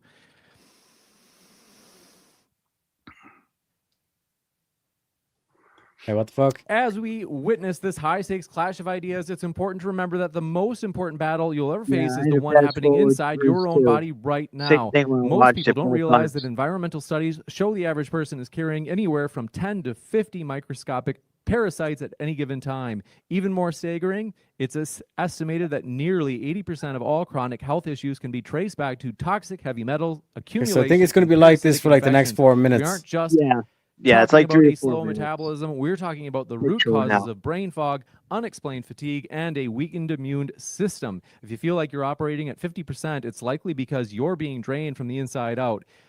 That is why Purge Store exists. To win the day and to keep your mind sharp for complex debates, you have to clear out the biological interference. Purge Advanced Digestive Cleanse is a precision-engineered formula designed to flush out those hidden parasites and reset your digestive environment from the ground up. Then there is ToxiBinder, Advanced Heavy Metal Detox. We live in a world saturated with aluminum, mercury, and lead, and ToxiBinder acts as a systemic magnet, trapping those heavy metals and safely removing them from your organs and bloodstream. When you remove the toxins, you restore your edge. It's about total body sovereignty. Stop letting your environment dictate your health. It's time to detox and reclaim your clarity. Head over to purgestore.com/debate right now. We've set up a special offer for everyone following this event. Use promo code DEBATE at checkout to unlock your discount. That's purgestore.com/debate, promo code DEBATE. Cleanse your system, clear your mind, and get back to 100%. With that, we're going to jump into the Q&A. If you want to form a line in the very middle of the room, we will take your questions. There is a piece of tape on the floor. If you can stand behind that piece of tape, we'll jump into it for this Q&A. Uh-oh. I recognize some people on the line already. Uh-oh. Get that viral moment going, man. We're ready for you. By the way, I welcome anybody going up there asking questions, man. So Yeah, thank so you. you stated that you wanted a physical like requirement to join the draft, whether they're man or woman. And so with that knowledge being known, if I was just a man like at the age of 16, could I just like dodge the draft by eating a whole bunch of ice cream and dodging the weight requirement and requiring me to go to the draft? So I mean, there are obviously exceptions to the rule. No, you said that the weight requirement, so we would know it, right? Which means I was referring, right, I understand what you're saying, but we were talking about women. Obviously, this debate's feminism. Hold on. The argument is, right, and a lot of people make the argument, women aren't physically strong enough. Obviously, it doesn't make sense if a man eats a lot of food to dodge the draft. And maybe I misspoke. I'm talking about women specifically because a lot of people think that women shouldn't be allowed to serve, right? Which obviously I disagree with. So what I'm talking about is the same standard that a man would have to go through. Let that apply to the woman. Does that make sense? But are you talking about the draft or just voluntary? I'm talking about both. I'm talking about both. So you want a physical requirement for the draft? If they're going to be fighting to be drafted if they pass the benchmark? If they are going to be fighting in battle, in war, I'm not talking about office jobs or something. You know, listen, I respect J.D. Vance. I respect his service. I don't like him personally. I don't like his policies. But J.D. Vance didn't go to war, right? He was in an office, and I believe a woman would have been able to do the same job, regardless of her physical attributes that J.D. Vance women did. to be drafted. But okay. If they would pass that physical threshold, yes. We must go. All right, Brian, what's it like debating a woman where you can't just default to asking to see her penis? I don't even know what that means. We'll go to the next question. Very intelligent question. I would ask for a little bit more, but I would assume that probably You want nobody's more asked than to his see penis? in a very long time. He's Go ahead. protected. He doesn't remember what he said to Andrew. He's 16 Go ahead. years Go old. ahead, ma'am. I heard you say that men and women have different talents and strengths. You said that men might be more strong than women with Maybe. a couple of exceptions. Mhm.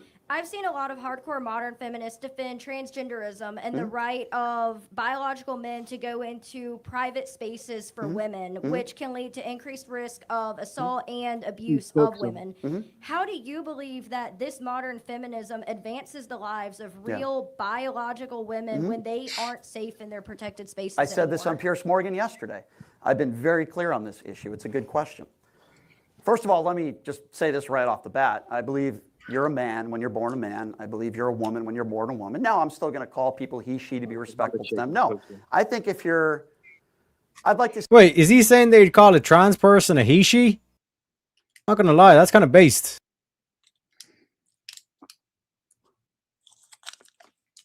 Like, think about it. But like the last time I called a trans person he, she, I got accused of being transphobic. You know what I mean? No, he admits it as far as like, you know, when it comes to locker rooms or bathrooms. Then he even defends it. But there's another woman that asks him a trans question and she really destroys him. You've seen it already. I won't give it away. Let's do it, baby. See a study that says if you're a transgender woman, you're more likely to commit a crime if you're in the bathroom. I'd like to see that stat because I haven't seen that stat. With that being said, I can understand how some women would feel uncomfortable with that, right? Transgender women should not be on the playing field with biological born women. I've been very clear on that, and I think I think most Democrats agree with me on that, but some are wrong that disagree with me on that. I think it's very unfair. With that being said, if we're talking about sports, I think there's like 8 or 9 transgender women that are in Division I college sports. I don't think it's a top 5 issue. I don't think it's a top 10 issue. But I've been very clear on my opinions on that, and I think it's wrong. At the same time, I know people who are transgender, and I treat them with respect. Is it something that I would do? No. But I treat them with respect. I don't care whether you call somebody he or she. That doesn't affect my life. I don't know why it would affect anyone else's life, just being respectful to them. But I hope I answered your question. I'm talking about like modern feminism, like modern feminists. I'm not a feminist, so I'm not sure. Be specific. Like, just like we're debating modern feminism, Yes. like modern feminism has morphed into allowing men into protected women's spaces. You're talking about transgender. Okay, so be specific. You're talking about transgender women in bathrooms? I can't answer your question. Be specific. Like protected spaces. Like, you know, Locker you can rooms, lie and bathrooms. say that you think you're a woman even if you're not a transgender. Like, Well, here's my opinion on that. So I gave you my opinion on the sports aspect, on the bathroom aspect. If there's a study that would show me that transgender women are more likely to commit a crime in a woman's restroom, then I would certainly be on the side of not allowing that. The idea that, in my opinion, Yeah, this is exactly what I'm thinking the exact same way. Stop stalling, nigga! Okay, all right. Answer the damn question, Brian. For fuck's sake, man. We don't have all day. This debate should have been 45 minutes top, including the Q&A, with the amount of tap dancing this cunt done on stage. Again, shout outs to the cameraman for keeping him in frame with all this dancing. You know? Yeah. It's unbelievable, man. a man, somebody born a man, would cut off their genitalia so that they can go into a woman's restroom and commit an assault. I'm not saying you said that. I'm answering your question. I'm answering your question. Yeah, they don't have to cut off their nutsack. They just say, I identify as a woman. Yep. Do you know what I mean? Because before this, and this is how they work, this is how they operate. And once you see it, it's kind of like it can blackpill you because you kind of like realize how much shit they've actually been getting away with, right? But it's better to know than to not know, okay? But when you look at before the transgender thing, it was transvestites and transsexuals. Those were two distinct things.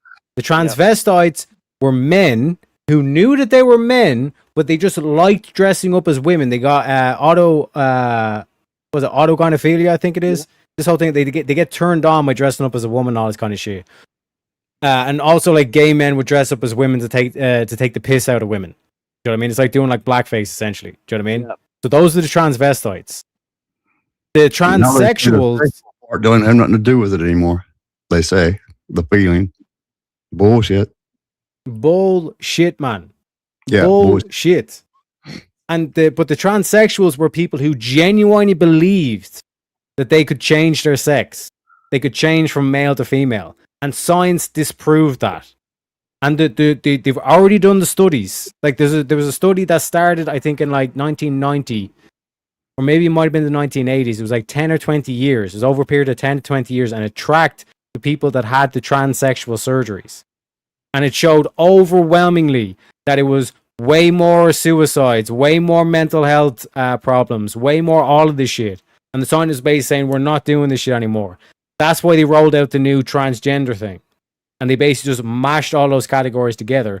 So now you have a bunch of autogynephiliacs, a bunch of transvestites that now have a free pass to go in and perv on women. So to act like, oh, like they have to cut their dicks off and all this kind of shit is a complete bastardization, obfuscation, and a straw man of what's actually being asked here. And this is why they say, like, these sneaky fuckers, like these male feminists like Brian, are basically trying to act as though like to white knight, say, I'm the hero, I'm the tolerant one, all this kind of shit, when realistically they're a piece of shit. Brian is a piece of human dog shit. And even if you put aside the whole quote trans people, it's also about the laws in general that allow somebody, let's say the person isn't really quote trans, and it's just a pervert that wants to use these laws as an excuse to get in the bathroom with a woman and do something to them. They don't take that into account either. I'll take it ought to be freaking like you go to prison if you pull out a scalpel and operate on somebody like that. I don't know how that ever passed through the medical association. And I mean, just craziness. Yep, and they want tax dollars to pay for it for prisoners. Yeah, they do pay for it on like the Mexican border or the border down there. They do pay for it. In the military, yeah, do. I don't know if they still are, but the military was paying for transgender affirmative gender affirming care and surgeries, and it's all a bunch of it's just all insanity. Yep. And if anything, the whole trans thing is literally homophobic. Because when you look at like the top 3 countries for trans surgeries, Iran, the Islamic Republic of Iran, is one of those countries. It's like top 3. I think it's like the second highest for trans surgeries. And the reason why is not the Khamenei that just got blown up there a couple of months ago, but his father back in like the 1980s put out a religious edict, a fatwa, which is like basically it makes it law. It's like a decree. It's imagine like the Pope when he puts out like his religious thing. It's the same thing in Iran. And he basically said this is a solution to homosexuality. Because they knew, even back in the 1980s, they knew that if a gay person was to cut their dick off and all this kind of shit, they'd kill themselves. So that's why they're like, okay, it's either we throw you off the top of a building or you cut your wang off. Yep. So you can't reproduce. Exactly. So it's like the mere fact that like you have like the gays trying to support like or like the LGBT or the all this kind of shit. And like there are some gay people who are against the whole trans thing and they recognize it for what it is. That it's just basically a sterilization of the gays and all this kind of shit. But in terms of the useful idiots like Brian here, like he claims that he's like, I'm for the gays and all this kind of shit. It's like if you're pushing a trans thing, you're clearly against the gays. You know what I mean? It's oh man, once you get into it, you're just kind of like, what the fuck is going on here? You're confusing yourself. It's so hard to wrap your head around it. It's so stupid.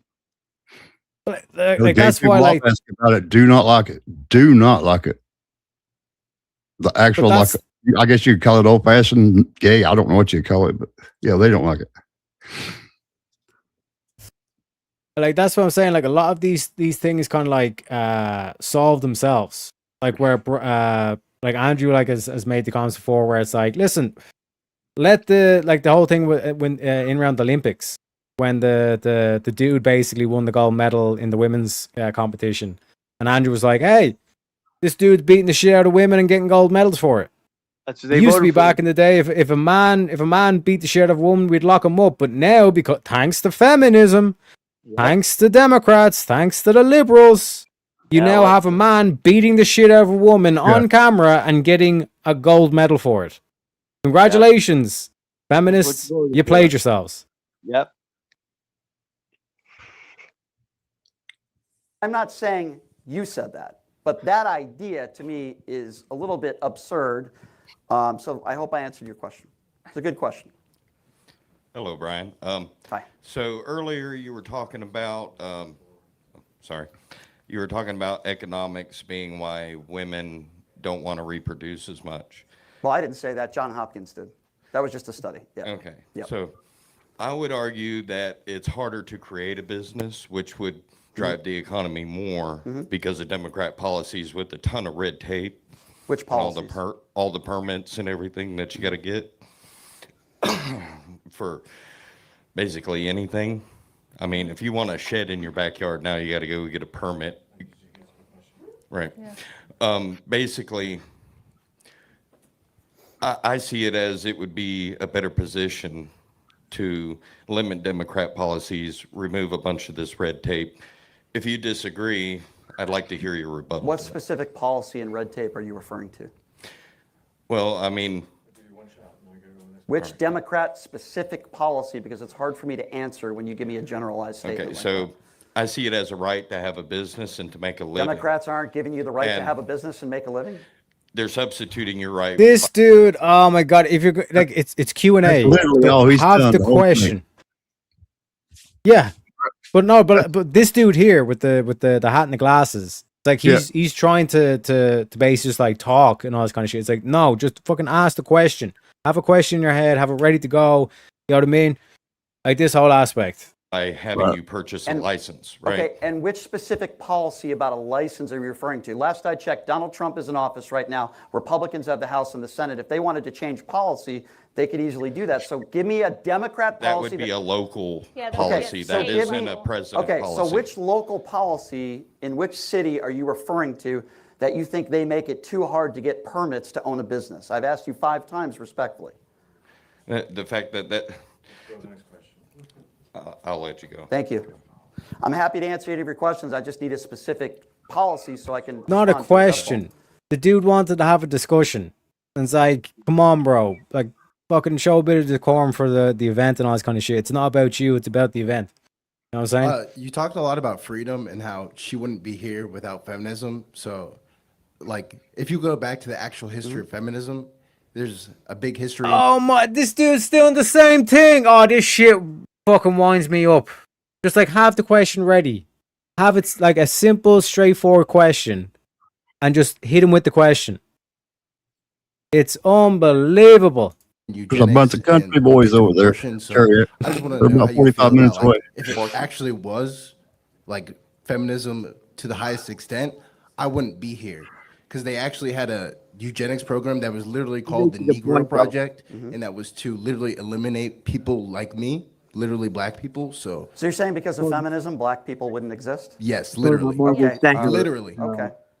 I'm not going to respond to that because I'm not going to respond to something when I'm unaware of it. If you're saying because of feminism, an entire race of people wouldn't be here, I'll look that up. I'm not aware of that. I'll look it up. But literally where how many abortion years came ago from. are we talking about? Huh? How many years ago? Whenever It would be like 1928. Sorry, what'd you say? Margaret Sanger was a eugenicist. Planned Parenthood, the founder of Planned Parenthood. That's what he's talking about. He's saying he wouldn't be here if that was allowed to take over. Because Margaret Sanger basically said we need to eradicate the like the mongoloids, the retards, the black people, eradicate them like you kill weeds before they're born. She was the founder of Planned Parenthood. That's what he's talking about. Was she white or black? I don't remember. I really don't. She was white. She was white. Okay. Yeah, that was his. Couldn't remember. He could have gone about it in a more straightforward way, but Rachel takes over with his point and drives it home pretty good. But this is what I'm saying. Like, it's not the statement section. Like both him and the previous dude were just making statements. You're supposed to do it as a question. So it'd be like, if feminism's so great, then why is Margaret Sanger trying to wipe out black people with abortion? You know what I mean? Yeah. Boom. See how easy that was? The founding of Planned Parenthood with Margaret Sanger, and the same thing in the UK with the Marie it was literally Stopes founded on project. a genocide. Well, I'll look that up. You can find me on Twitter, and I promise you I'll answer your question. I would love to see the response to that. I will. Shoot me an email. I put my email out there to everybody, and I'm happy to answer that. I'll look it up. Okay? Great. Yep. Hey, how's it going, Brian? I appreciate that you said that, like, you had to bring up the personal stuff. I think that is true, and sometimes people don't understand when you're So for having those of you who don't know who this guy is, I had a few That debates boy with him, Rob Knorr. and this should be a It's very Rob Knorr. should be a very The great Rob Knorr, everybody. I was actually giving you a compliment. I'm sorry. It's difficult in debates like this where there's a personal nature and you have to bring in things that are relevant to people's lives. It's not really an insult, even when you're implying she slept with 50 men. I understand how it's important to this debate, and I appreciate that. So, given that, feminists such as Melissa Fabello and Caitlin Berg have written extensively about the problem of men adapting feminist talking points in order to harm women. Given allegations that have been made against you of financially exploiting women and your treatment of Savannah Hernandez, who was assaulted by a man, I'm happy to and talk how about you that. mocked them, do you think, Happy and to this is talk the about question that. to both of you, do you think that you exhibit those same sort of toxic behaviors of Happy. men embracing feminist talking points in order Sure. to attack women? I'm happy to talk about that. So first of all, I'll start with Savannah Hernandez. By the way, nobody's been arrested in that situation. I've been talking to Savannah for 3 years. Never have I ever condoned violence or said somebody deserves to be assaulted on either side of the aisle. I've said that on 4 national networks since that incident happened. I said it on Pierce yesterday. My issue with Savannah Hernandez is this. Name And by the dropping way, piece of shit. the worst thing I said to her was I called her a grifter, a right-wing grifter. Okay? Now, My response to this whole thing of like, my account got hacked would be very simple, straight and forward, but I would require it to actually get on camera and all this kind of stuff because I'd need to do the whole dance. Why the fuck you lying? Why you always lying? Oh my god. Stop fucking lying. You know what I'm saying? I'd do the whole thing. I'd even dress up as a leprechaun just to do it. You know what I mean? Because he's a lying son of a bitch. Yep. I also interviewed He somebody is who used the- to work with her at InfoWars, had her on my show, agreed with me. That doesn't mean that anybody deserves to be assaulted. I've said that over and over again. The family and the man who pushed her, which I know he regrets doing that, they've had death threats. There have been people that have threatened to rape the wife and the daughter. I've had plenty of private conversations with them and their attorneys. With that being said, I've also said, if somebody gets arrested, charged, and convicted, let the chips fall where they may. What I don't like are people like the Cam Higbees, like the Nick Sorters, and others that go to political rallies and they're looking to get that viral moment. Now, do I know if Savannah Hernandez wanted to be pushed or not? No, I don't. But I do know that when you go to these types of events and you're looking for that viral moment, and you're not a journalist. That was my other issue with Savannah. Her first job was at InfoWars, okay? Like, you mean when in Minnesota where they deliberately went into a church building to try and provoke a response out of the Christians so then they could say, see, look at how violent these Christians became despite the fact that they disrupted a church service at the time? You mean like that, Brian? Now, Terriac, they didn't do that. Holy crap. What's his name? Lamont, or whatever the fuck his name is. Oh my god, man. This is unbelievable. Like they basically they do all this shit and then play the victim card, and then they have fucking weak cunts like Brian that will run defense for them. It's the same thing with Islam, it's the same thing with feminism, it's the same thing with the trans thing, it's the same thing with all this bullshit they've been pushing. All the Unbelievable, unnatural man. Exactly. I call it the unnatural shit. Mm-hmm.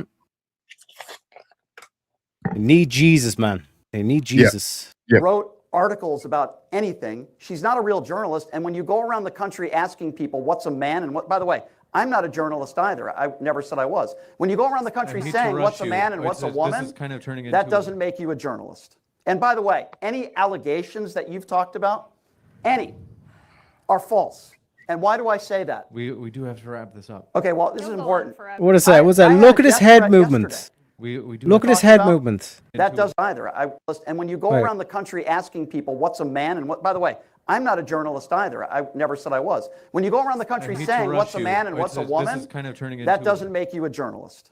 And by the way, any allegations that you've talked Like, look at the fucking faces he's pulling. about, any. Yeah, what he's saying too kind of goes with that head body. He's all over the place. Do this.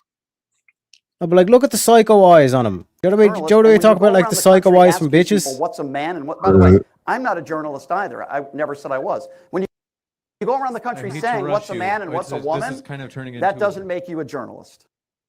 And by the way, any allegations that you've talked about, any. Look at that. Look at that shit. Look at his eyes, man. He's pissed. Look at that. For real, he's a pissed. goddamn psychopath. I'm telling you, man. Like, I don't know what it is about body language, and by the way, like he'll literally like do, and by the way, and then by the way, and by the way, and by the way, and 10 fucking by the ways later, it's like I'm glad I could answer your question. You didn't fucking. You still haven't answered the question. You thick cunt. But look at his fucking face. Yeah. Yeah, it's He's like trying that to- debated Andrew. Kim. Oh man, you know, kept saying again. One sec, boys. One sec. We got to do a little memeing. And by the way, Rob, can you show me your penis? Can I see your penis, Rob? Like, look at this shit. Holy shit. Boy's got demons. There's no other way to describe it other than boy has got demons. He was trying to intimidate the hell out of that person. No, he's doing it to Rob. He's doing it to fucking Rob. Yeah, he's doing it to Rob. But Rob's the one who asked the question. You know what I mean? The hatred. I try to say that person. Fucking hell. I end up Bro needs dropping an hard on exorcism. You know what I mean? And we need like a bathtub full of holy water to cure his fucking demon. Yeah, he's not gonna get to Rob like that anyway. Are false. And why do I say that? And look at the way he does the sideways head thing. Do you know the way, like in the Joker or the Batman thing, where the Joker does the sideways head thing? Like that, like that's another indicator of a fucking psychopath, bro. I'm telling you, man. Unbelievable. Seek help. Okay, well, this is important. I had a death threat yesterday where somebody said they were going to go. Hey, look at Rob just chilling there. Hands in the I had a death pockets. threat yesterday. I'm me fucking out of Rob's- somebody. Rob's like, what the hell? I don't give a shit. Hurry up. Lord have mercy. Rob just, with that pose, Rob just reminded me of something. 1 sec, boys. 1 sec. Where is it? He looks like This is Rob. Rob's just like, hey, bro, Yeah. why you so mad, bro?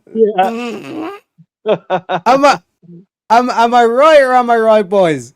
You know what I'm saying? You're right. He's just doing the Kevin James. What the fuck? Yeah, well, yeah. Kevin James Where is somebody awesome. said they were going to go. They put my address out there. I got into this business knowing. He asked me the question. I'm answering it. It doesn't even have to do with the Then blame him. It wasn't about feminism. He real quick. asked I'm down, you I'm down. adopted feminist talking He made points to claims. attack women, and So you're the answer talking is about no. people doxing. The answer is I'll no. just say real quick, I understand it seems your argument there is you have to be careful with accusations or it could lead to death threats. The answer is no. You call No. Trump a pedo all the time. They just tried to kill him like 3 days ago. Who's they? Who's they? Oh, person- Rob, absolute dynamite. Absolute motherfucking dynamite. My fucking man. You know what I mean? Let him into that. Like, Rob, I knew there was something coming with Rob. Rob was sitting there like Kevin James. Yeah, go ahead. Keep digging, bitch. Keep digging. And then boom. Hit him with the Trump thing. Beautiful. I hate it when Rob beautiful does Rob. that. Bellissimo, Rob. Bellissimo. I fucking love it, Rob. Anti-Trump. Thank you. The person. Will you retract you calling Trump a pedo, and will you acknowledge that rhetoric? What I have helps lead said. to damage against What I women have said threats? over and over again. I believe, just like I believe with Bill Clinton, that both Bill Clinton and Donald Trump have probably did some horrible things to women. Donald Trump is also a liable sexual abuser. Donald Trump is also named 30,000 times in the Epstein files.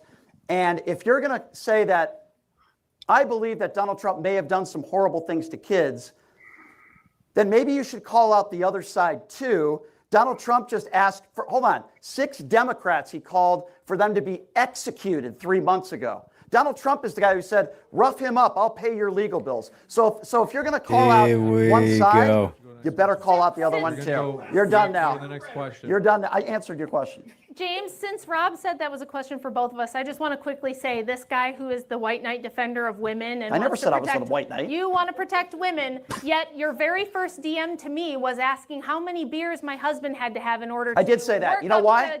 I'll work defend up that. the guts to have sex I'll with defend me. that. I'll defend that. And it goes to what Rob Noor just said. Here's the reason why I said that. She put out a tweet. I shared a tweet Excuse me. somebody Let me else just answer. put Let out. me at least defend myself. She put out a tweet, a I didn't say retweet, whatever you did call it. I just shared Doesn't a matter. tweet about She it. has a large platform, and she retweeted, or whatever you want to put it, a story about me with all the worst. My sister passed away at the age of 37. The person in this article. Oh she doesn't my care. God, Again, man. she just- What? She can give two shits. What Yo, the what the fuck is going on right now? What the? How the fuck does that have to? What is he talking about? What is he talking about? Poo poo Yes, Petey. I'm Feel answering sorry for you. why. I'm defending why I called you that and why I said that. Because There's I no was. excuse for you to say Oh, okay, that but to it's me. an excuse You to don't call know people me. retards. Get lost. Go ahead. Excuse. I'm saying you don't give a fuck about women. No, I don't give a fuck about There you you. go, You're a Rachel. sneaky fucker is what you are. Get him. Get him. There we go, Rachel. Hit him. Hit him, Rachel. Yeah. Give him a hook. Please. You Yeah. defend All to be right, a we're going to go Christian. to the You're a next fake question. Christian. We're ready for you. Go ahead. Okay, so Brian, we would agree that a man that turns 18 years old cannot willfully opt out of conscription, correct? Yeah. What duty to this country can a woman opt out of? What duty to this country that can a woman opt out of? Can they not Without opt out of? consequence. Yeah. I mean, you know, I guess nothing. Okay, Yeah. You know? exactly. The other point is, we would also agree that men unfortunately hold the monopoly on violence statistics in the country, right? Yeah, Okay. that's probably accurate. Trans woman. What is What is a trans woman? What do you mean, what is a trans woman? What biologically is a trans woman? I've already said, were you not paying attention? I said, if you're born a man, I believe you're a man. I believe if Okay, you're so born a now woman, you you're a have woman. the Another statistics for trans why question? trans women shouldn't be allowed in women's Okay, bathrooms. well, that's just ridiculous. I can't believe Boom. you're laughing at that. This is so, hold on a second. Let me respond to that. What a ridiculous thing to say. So, How is that ridiculous? So, well, be quiet. Let me. That was I hear perfectly all the time. Again, the trans issue again. When we talk about mass shootings in this country, and when there happens to be a trans shooter, By the way, did you know there's been more people shot by trans shooters than ICE? Just a Oh, fun I'm sure. statistic there for you. You know what I mean? They lose their freaking mind, Teriak. They already lost it. And like we're supposed to ignore the fact that it's like Christian schools that they're targeting. You know what I mean? Yeah, sure. And, We're supposed to ignore and that. the reason why they won't release the manifestos is because turns out they were actually detransitioner and they had like they're filled with all this regret and all this kind of shit because they were gaslighted and amped up into cutting off their genitalia, and then they literally want to delete themselves. Just look at fucking Elliot Page. Yep. And that's the weird part. Once they remove it, that cannot be undone. It's over. Yep. No going back. Nope. everybody says, oh, look at that. It's another trans person. It's almost like you're wishing it's a trans person. Less than a fraction of 1%. Less than a fraction of 1% of all the mass shootings in this country are conducted by trans women. You know, the demo is usually it's young white men. You could look up that statistic. So I'm not going to answer any more stupid trans questions. It's so insane and ridiculous. So you've shown a lot of. This would be me if I was up there, like, and I'd even put on the axe and everything. Like if I got the mic from James, it would be. Why are you gay? You know what I mean? Because like that's at this stage, like that's the only question you can really ask him. Like just indignation throughout this debate. I wouldn't say that. I'm honest. I wouldn't say that. All right, I'm shooting it right back at her. I wouldn't say that. It's my opinion. I'm not a saint. All right. I never claimed I was. So Andrew has an argument where he talks about women had influence early before they had the right to vote, universal suffrage, and he has an argument. He positions it as they got the temperance movement passed. I'm going to just do a little twist for you. They also wrote a book. Harriet Beecher Stowe wrote a book called Uncle Tom's Cabin, and it helped propel the abolition of slavery, which you somehow thought still existed 50 years ago. I have to press you to a question. Okay, the question is, how do you answer that question? Where women had influence, right? They didn't have universal suffrage, but they were still put on a pedestal, and they were able to influence society and help get the abolition of slavery passed. Yeah, I thought that was Abraham Lincoln. Am I wrong on that? That was a war, right? Yeah. But there was two different. So women ended slavery. Women helped move the abolition movement. You know, there's an abolition. I'm I walking understand that, it. So you're making the case that that's a bad thing? I'm trying to understand. He's saying women Why had are a you- voice without suffrage. Yeah, they still had a voice. They were put Okay. on a You pedestal. think They that's didn't bad? need political equality No, in it's order not to bad. have an effect. So, Yes. so what's your question then? The question is, women could still have influence without having suffrage. Well, yeah, that's kind of what we want. Bro, this is where people shoot themselves in the foot. That's a statement, not a question. Don't go up to a fucking Q&A and start making statements instead of just asking a question. You know what I mean? And you can phrase a statement as a question. You know what I'm saying? So in this example, it would be, how can women influence to get suffrage passed if they didn't have a right to vote? Simple as, ladies and gentlemen. They couldn't vote. How could they vote in? Yeah, I think that's right. Exactly. I mean, Beautiful. That's straight to the point. Yeah. I want, Nope. yeah. I don't want women to suffer. I'm trying to understand what the question is. Oh, wow, very clever. Go ahead, sir. All right. I'm a Hindu, so I. By the way, I'm sorry to interrupt you. I'm very aware that everybody in this room disagrees with me, but that doesn't stop me from coming here And DMs, you said that you were going to sell at least as many tickets as me. oh, I'd like to see that DM. I don't remember saying that. You said, Go ahead. we'll see about that. I think Yeah, I plenty never of said I people was are going to gonna sell buy as many tickets tickets for as me. you. I never said that. So I'm a Hindu. This is why people don't want to debate you. All right, we do have to go to the next question. Go ahead, sir. I love the way. What the? I love the way the Indian guys are like, they're going back and forth, and they go, guys, I'm a Hindu. And no one's paying attention to him. I'm a Hindu. Yeah. I really do believe in like gods and goddesses too. So why do you Why think are you mocking gay? other religions is a good thing about No, feminism? I wasn't mocking other. Okay, so give me the statement that I made. Mocking other religions. So like when you in your own debate, when in this Yeah. debate you were talking about like she said in her book about Right, like there's right. women like mocking about like Right. Hindu gods. Yeah, I was mocking her. I wasn't mocking religion in general. Let me be very clear. I'll clear this up for you. I believe everybody has the right to believe in whatever you want to believe in, you can believe in. My problem with religion in general terms is that too many people, like Rachel, push their beliefs on other people, and if they don't believe in what she believes in her God, she calls people retarded. I want you to believe in what you want to believe in, and you have that right to do that. I would never want to take that right away from you. I don't care what religion you guys could believe in the tooth fairy if you want. You have the right to freedom of religion. I would never want to take that away from you, sir. I've been very clear on that. I think this is going to be our last question we can take. Mr. Shapiro and Miss Wilson, can you each say something kind to each other? That's the best question. Go ahead, Rachel, you first. I decline. Yeah. Well, here's what I would say. And I'm not surprised she would say that. Because before we were in the green room, Remember, wanted you're to asking for something kind. I know. Before we were in the green room, I said, hey, I'd love to shake their hands. I'm happy, even though obviously we have our personal grievances, which I think both of us would agree. I was happy to shake their hands and be professional. I said, hey, have them come in. Love to say hello to them and be kind. They declined. I was trying to be professional. But I will say this. You're an opinion. Just to clarify, you're is that Rachel wasn't here yet when. Okay, well, whatever. You know, that's. Andrew was here. You said he was in the. Bro, you were in her DMs talking shit on her, and you're saying, I'm going to be professional. Get the fuck out of here. Get the fuck out of here. If you're going to act like a cunt, you're going to be treated like a cunt. This whole thing of like the retconning off, like, oh, I was trying to be professional. Like, so I'm just going to ignore all the bullshit that you done beforehand? Get the fuck out of here. other room, I right? forget the reason he gave for And I asking said- about Andrew and drinking. What was the final thing on that one? Why did he ask her that? You know what I'm Like, talking about? Did he not say that, like, oh, like I was hacked or some shit like that? No, he said he asked her how many drinks would. Never mind. I can't remember the exact terminology.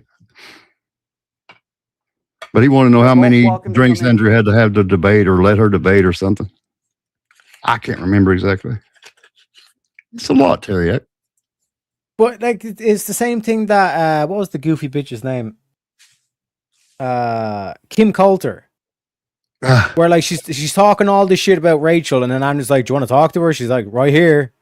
And then like she was like, yeah, of course. And then like Rachel sits down and starts absolutely fucking roasting her.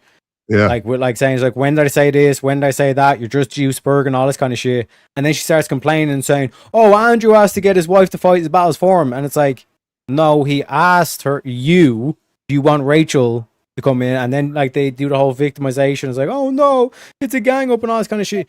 You said yes. Yep. And we got Abe with the fact check in chat. Appreciate you. Abe says, no, we Okay, asked how many that's drinks it. she needed to sleep with Andrew. That's it. Sorry. That's my bad. And now you're going to start crying that they didn't shake your hand? Unbelievable, bro. The guy's a demon prick. 100%. 100%. We also got Scott as well saying, confirming as well. That's why I love to see chat. Yeah. You know, fact check. We want to hold ourselves 100%. We want the truth. And It was a I'm happy to lot. Say hello to them. What's your Sure. next thing you want to say about Rachel? Gonna have to think about this. Give me 10 seconds here. I owe nothing and no respect to a person who's going to publicly try to accuse me of believing things I don't believe, saying things I don't say, and being promiscuous, which I've never been in my life. Okay. So So let's not pretend there's a pretense of professional decorum here, because What was there's the just question? not. Was the question say something nice about one another or attack? Something nice about each other. Yeah. Nope. Okay, we'll I go to the next decline. question. I decline. Good. Actually, that is all we have for Q&A. I do want to make sure that we get the closings in, so we Okay. do actually have to jump into the closings. These Yeah. are 3-minute time sections. I've got the timer set for you, and Brian. You want me to go you're- first again? Yes. In each case, you'll be going first. The floor is all yours, Brian. Thank you, everybody, for being here. I do a lot of shows that are way far to the right. I'm happy to do them, regardless of whether people agree or disagree with me. But I'm going to talk about something now very serious, and it's an emotional thing. And when I was doing debate prep for this debate, I learned of a horrible story that I am very sad to hear. That you had lost your 10-year-old son in a car accident, and my condolences to your family. It's awful. Bro, what a piece And of shit. Unfortunately, we have something like that in common, Rachel, and I am truly sorry that happened to you. I wouldn't wish that upon anybody. When I was 12 years old, my whole family got into a very serious car accident. I lost my grandmother. It's the reason why my sister passed away a few years ago, because of her injuries. And I learned at a very young age how precious life is. What does this have to do with feminism? Life is really short. And again, I say again, how sorry I am that your family had to go through that. It's horrible. And the reason why I talk about how... Bro, he's a psychopath. He is faking. Like, people that do this, like, they actually do not understand empathy, and they fake empathy. It's definitely fake, especially when he does the crocodile tears, you know. And then, but like, do you notice that he was doing the hood, and then like he basically, when he looked at Rachel there, look, I'll break it down for you. Like, I was doing this on last Tuesday, I was doing this on Monday this week. If you look at the deductionist episode I was doing, like I showed you like that this fucking dude that like killed his wife and kids, like he was faking the crying. Because like basically his dad asked him, does he want any water? And he said in a normal voice, no, I'm good. And then he went back to crying. Yep. And again, I say again, how sorry I am that So he's talking in a normal voice. your family had to go through that. It's horrible. Yep. And the reason why I talk about how short life is, I don't want to tell you guys what to do. I don't want to tell you guys that you can't vote because you're poor. I don't want to tell you guys that you can't be in the workplace. If you want to be a doctor or a lawyer or a stay-at-home mom with kids, I think that's all great. I don't want to tell you what to do. When I was 14 years old, my dad introduced me to 2 radio hosts, Howard Stern and Don Imus. I didn't really like Don Imus very much. I said, Dad, I want to be like that. I want to be on the radio one day. And my family supported me. And I had to work really fucking hard, pardon my French, to get to where I am, to be able to even do something like this, to be able to go on Pierce Morgan, to be able to do those things. And I'm very humbled by that. But it wasn't because I'm a guy. It wasn't because I'm a male. It's because I worked my ass off, which I'm still doing every day. And if a woman listens to their dad growing up and they want to be a radio host, or they want to be a doctor or a nurse, or maybe they're poor, but they're still involved in politics and they want to vote, I say, do what makes you happy. Live your life. Don't listen to somebody, no matter what religion they are or who they are, tell you what to do with your life. I'm doing what I'm doing now because I worked hard. It has nothing to do with my gender or because I'm a woman. We all have tragedies in life. What? I'm sorry for yours. Yeah, you heard him. And I wish. What? Because I worked hard. It You has heard nothing to me. do with my gender or because I'm a woman. What the He fuck? said it. Wait, is Brian Shapiro a trans man? Is that what's going on here? That's he could be. He's all over the place. I don't even think he knows what the fuck he's talking about.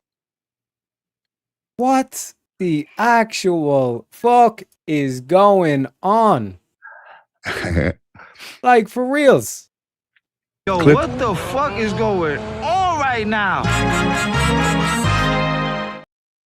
Clip it and send it.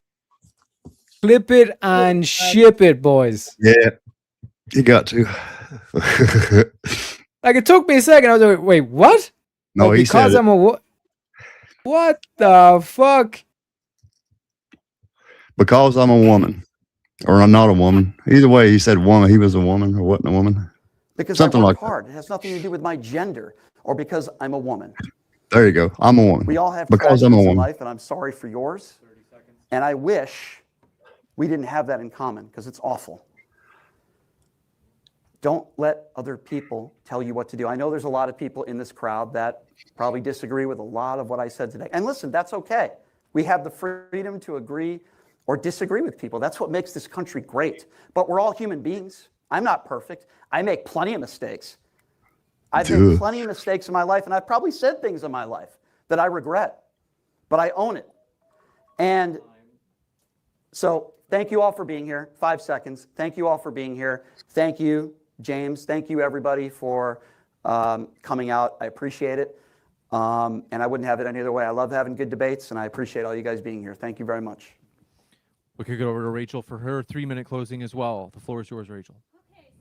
Very disappointing. We had no arguments from Brian whatsoever for why we should believe that feminism has been beneficial for women and children. He wasn't able to provide any data, any sort of measurement whatsoever to show that, hey, before feminism, this was what happened, and after feminism, this is what we got.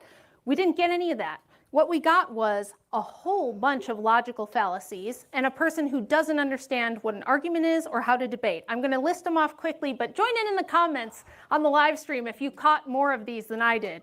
These were just some of the fallacies that we witnessed tonight from Brian. Non sequitur, argument from incredulity, straw man, ad hominem, category error, tu quoque fallacy, appeal to authority, argument ad populum.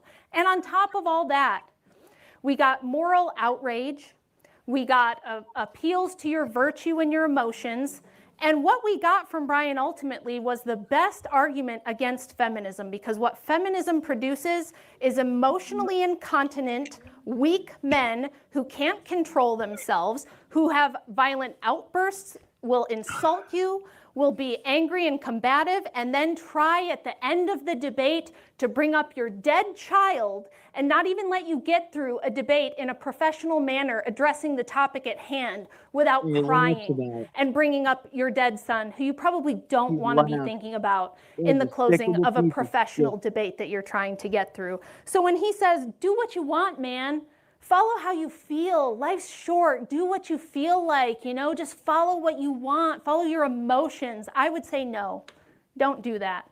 Find a strong, virtuous man in your life who knows how to hold boundaries and protect you, who can control his emotions, who can be the force of strength and stability that families need that we don't have anymore.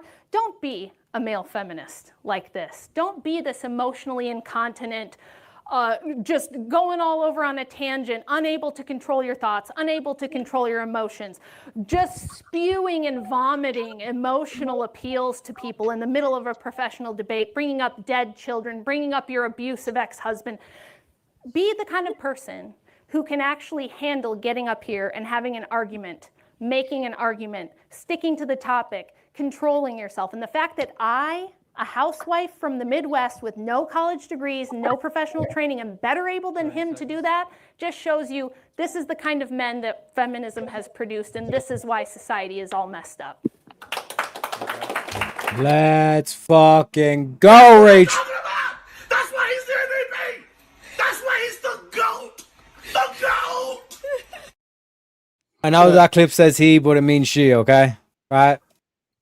But holy shit. Is there anything left, or is this this is preamble I was kind of, or the thing I was kind of shit.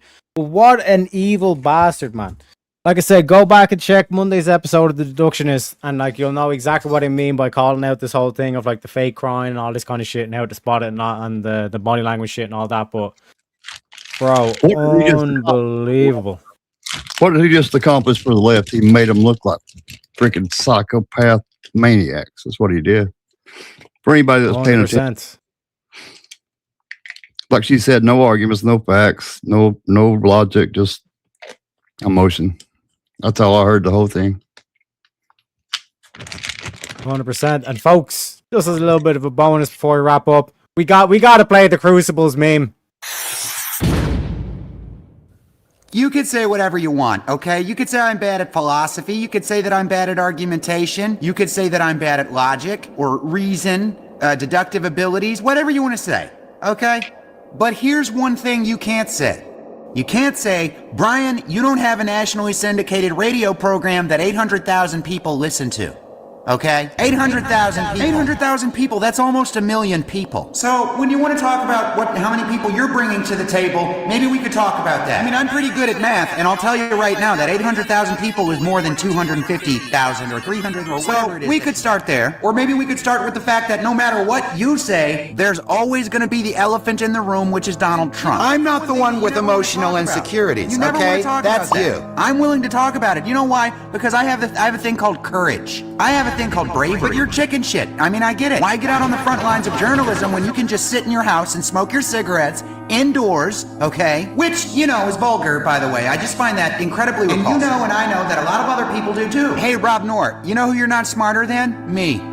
And many of my listeners as well. You know, you can cop out that you're not a political person, but that you're an entertainer. Well, guess what, pal? Entertain me.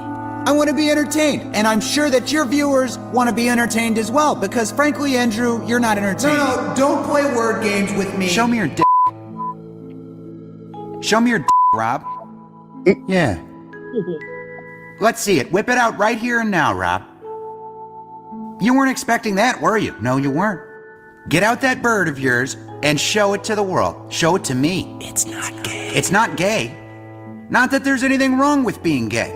I don't have a problem with being gay. I mean, I'm not gay. I can show you a picture right now of me with some beautiful women who are listeners of my show, by the way, but that doesn't matter. Show me your dick and take off your shirt, too. Take off your shirt and show me your dick. Tough guy, Rob Noor. Rob Noor! You know what? You could try to play word games with me, Andrew. Everyone's gonna see who the real tough guy is, and it's not you. You're not smarter than me. Homophobic, misogynist, and a lot of other things that I can't say. Because I have a family program. But, you know, I will say this. Your wife's a dirty slut. I DM'd her. I told her so. They're not hookers. They're not OnlyFans models. And be proud of that. I said, show me your dick. Rob, who do you think I am? You're the cartoon. Yeah. You've always been the cartoon.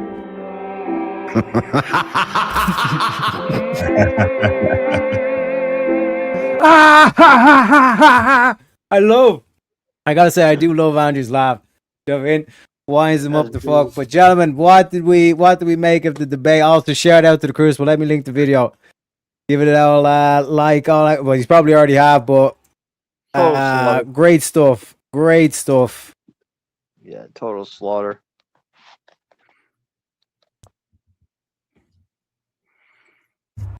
But any closing final thoughts, nuggets of wisdom for the audience before we head? We're going to be going down under, mate. We're going to be going down to Uncle Ken Markins. Going to throw a few shrimp on the barbie. Think he's doing an open panel. Kyron, what time is it where you are right now? 11 a.m. 11? Okay. Mm-hmm. I got 6. I'm yeah. I'm up. I screwed myself on sort of last night, so I think I'm gonna I don't know. We'll see. Maybe I'll have a cup of coffee and hang out for a little bit. Here too. I'm gonna go make some breakfast. That's first thing. But yeah, she wiped the floor with him. It was just epic. 100%. Like Scott says, all the king's horses and all the king's men couldn't put Brian together again. Beautiful, beautiful, folks. So like I said, we're going to be raiding into Kieran Markin. Just make sure I have the redirect set. Yeah, the redirect says. So we're going to be going down under. Kieran is still working on monetization at the moment. So if you can, at least just if you have shit to do and all this kind of stuff, just let the stream play. Also give him a like and a sub as well. Get the sub count up so it can help out with monetization. And folks, if there's just one thing I could leave you with, is I'm not asking you to trust me. Just please, for the love of God, keep your faith and trust in Donald Trump, your president, the man who 12 years ago, came down that golden escalator and risked it all to try and save America, to try and make America great again, because America is the greatest country this world has ever seen. They are the protectors of the free world. And like always, like we end on all the streams, God bless America, God bless Donald Trump, and I'll see you all tomorrow. Why wouldn't you dedicate yourself to public service? Because I think it's a very mean life. I would love and I would dedicate my life to this country, but I see it as being a mean life, and I also see it as somebody with strong views and somebody with the kind of views that are maybe a little bit unpopular, which may be right, but may be unpopular. I am your voice.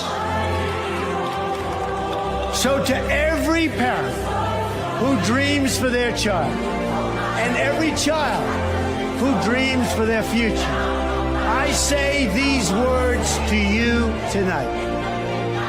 I am with you, I will fight for you, and I will win for you. We will make America strong again. We will make America safe again.